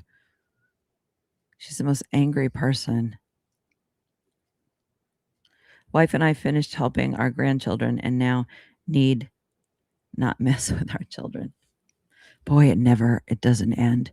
We have kids in their 20s and later 20s, almost 30. And God, this last week, 10 days, probably like 3 of them, just heavy stuff. Thank you for the jewels. I call it being pecked to death by chickens. Happy is the result of recognizes the good around us. Joy is enjoying the good around us. Most of us look for the next thrill fix for happiness rather than move on to joy, joy, joy. Boy, we all self-medicate one way or the other. Ever since you said people tell you that you look like Brittany Murphy. Yeah. You can't unsee it. You even it's our smile too.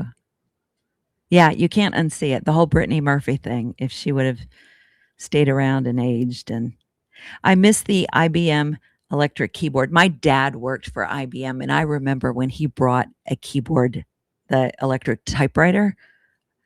Is that what you're talking about? We are not our thoughts, not the bad ones. We can overcome that. It's interesting, the fine line, because nothing happens without a thought. Like a soccer player going down the field, he's not going to get the goal unless he visualizes it going in there.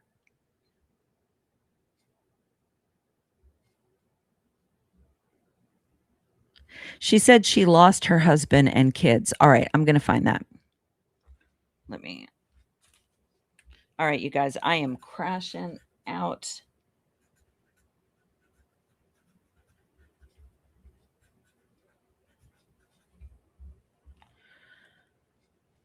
Oh. Nicki Minaj said that when sitting with Erica Kirk on stage about losing her husband and kids, then backpedaled the next day. So Nicki indicated that Erica had lost her husband and kids.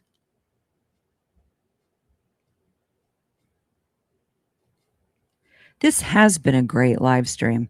We should do more of this. It's hard to get out of a narcissistic relationship when it is your son. Oh my God.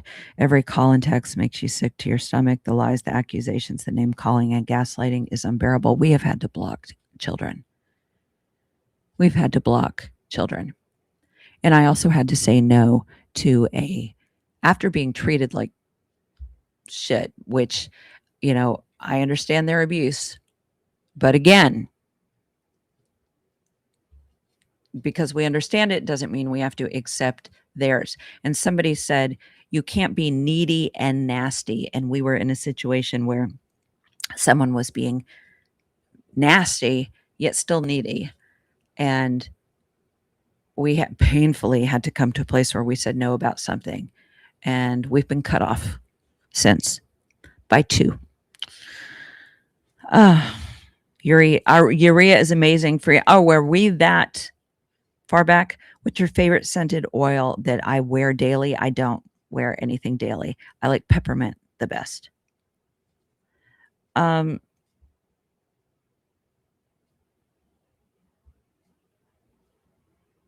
telling you, that stuff and I put it right there in my shop. The stuff that's there, I use. Scent hiding 10 joules. Thank you.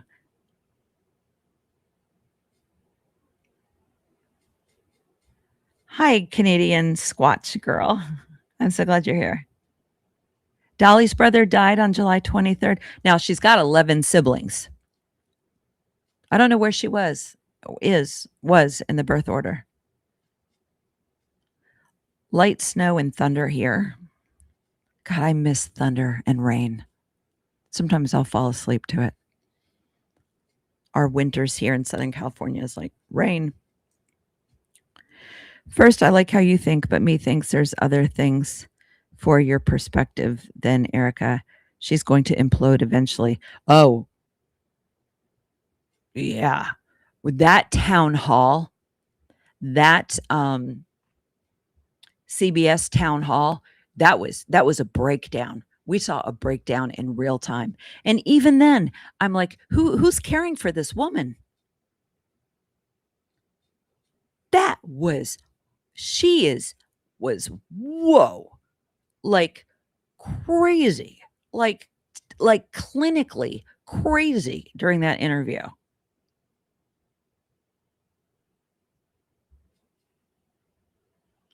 Does anyone have any suggestions for an oil or spray or anything that sells similar to the This Works brand pillow spray?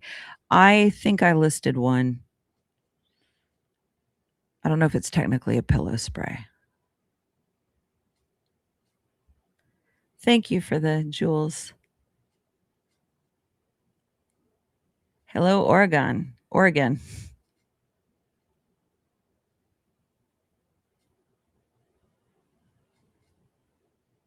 Okay, you guys are talking oils. I came for the intellectual discussions about the hot topics, but stayed for the sermon.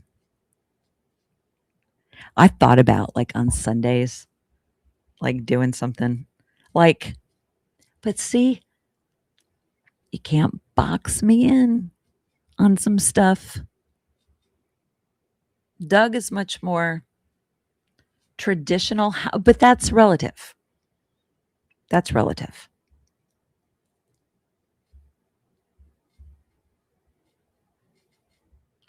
All right, you guys. Do my eyes hurt the more you watch the computer or the phone? No, not necessarily.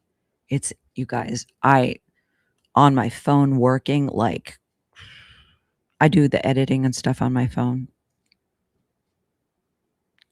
Oh, Diane, I'm so sorry. I'm a 5-year widow of a 30-year-old marriage that produced 5 children. You have completely misunderstood my comment.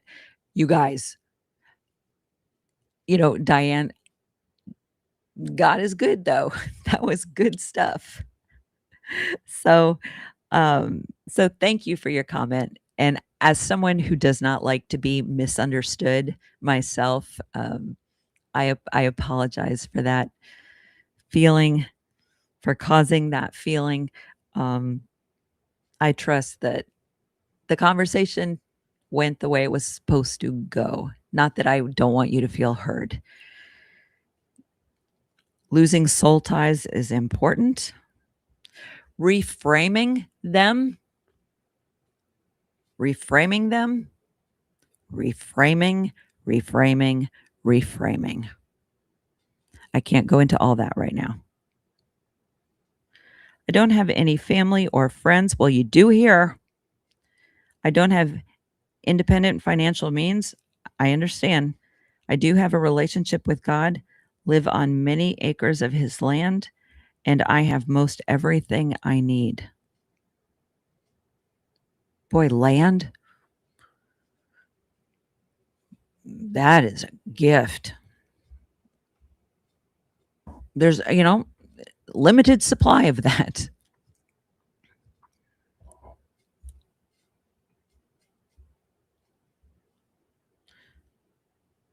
What a wonderful, lovely woman you are. I'm just going to presume that's to me. So happy I stumbled across your live feed just as you're stepping into the tub. Alrighty then. Needed to hear you right now. I love your hat and looks great on you. I think I need one with my tote bag. Yeah, you do.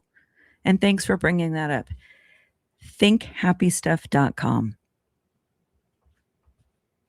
ThinkHappyStuff.com. It's our company. That's my handwriting. That is my handwriting. That we made my handwriting into a font. And that is a flower doodle that my grandmother taught my mom, who taught me. Thank you for the jewels. Thank you for the jewels. Oh, you hang up, you guys. I'm there. I'm so tired. I think I made it to the end. Thanks for keeping it real. Don't comment. Nobody comment. I'm high closure. Oh, you guys. You're amazing. Was it good for you? This was good for me. Oh, I'm going to sleep well tonight. I haven't been sleeping well. And I've rationalized that. And it's okay. Like somebody's routine can be working through the night and then sleeping a bit during the day. But I'd like to get my schedule more regulated, but it hasn't been for a while. Yeah. All right. All right, you guys. Love you. Appreciate you. And I'm pretty sure I can sign off by myself. We're going to be on tomorrow. I can't tell you what time. Please make sure your notifications are on. Inevitably, somebody misses one. We do what we're supposed to do, but things fall through the cracks. People get kicked off. Please visit thinkhappystuff.com. We have car magnets we've been throwing into orders. You'll get a notification about what time, I hope, tomorrow. Doug packs the orders himself. It's all done right here. It's not third party. And the lipstick is on the website. There is something I forgot.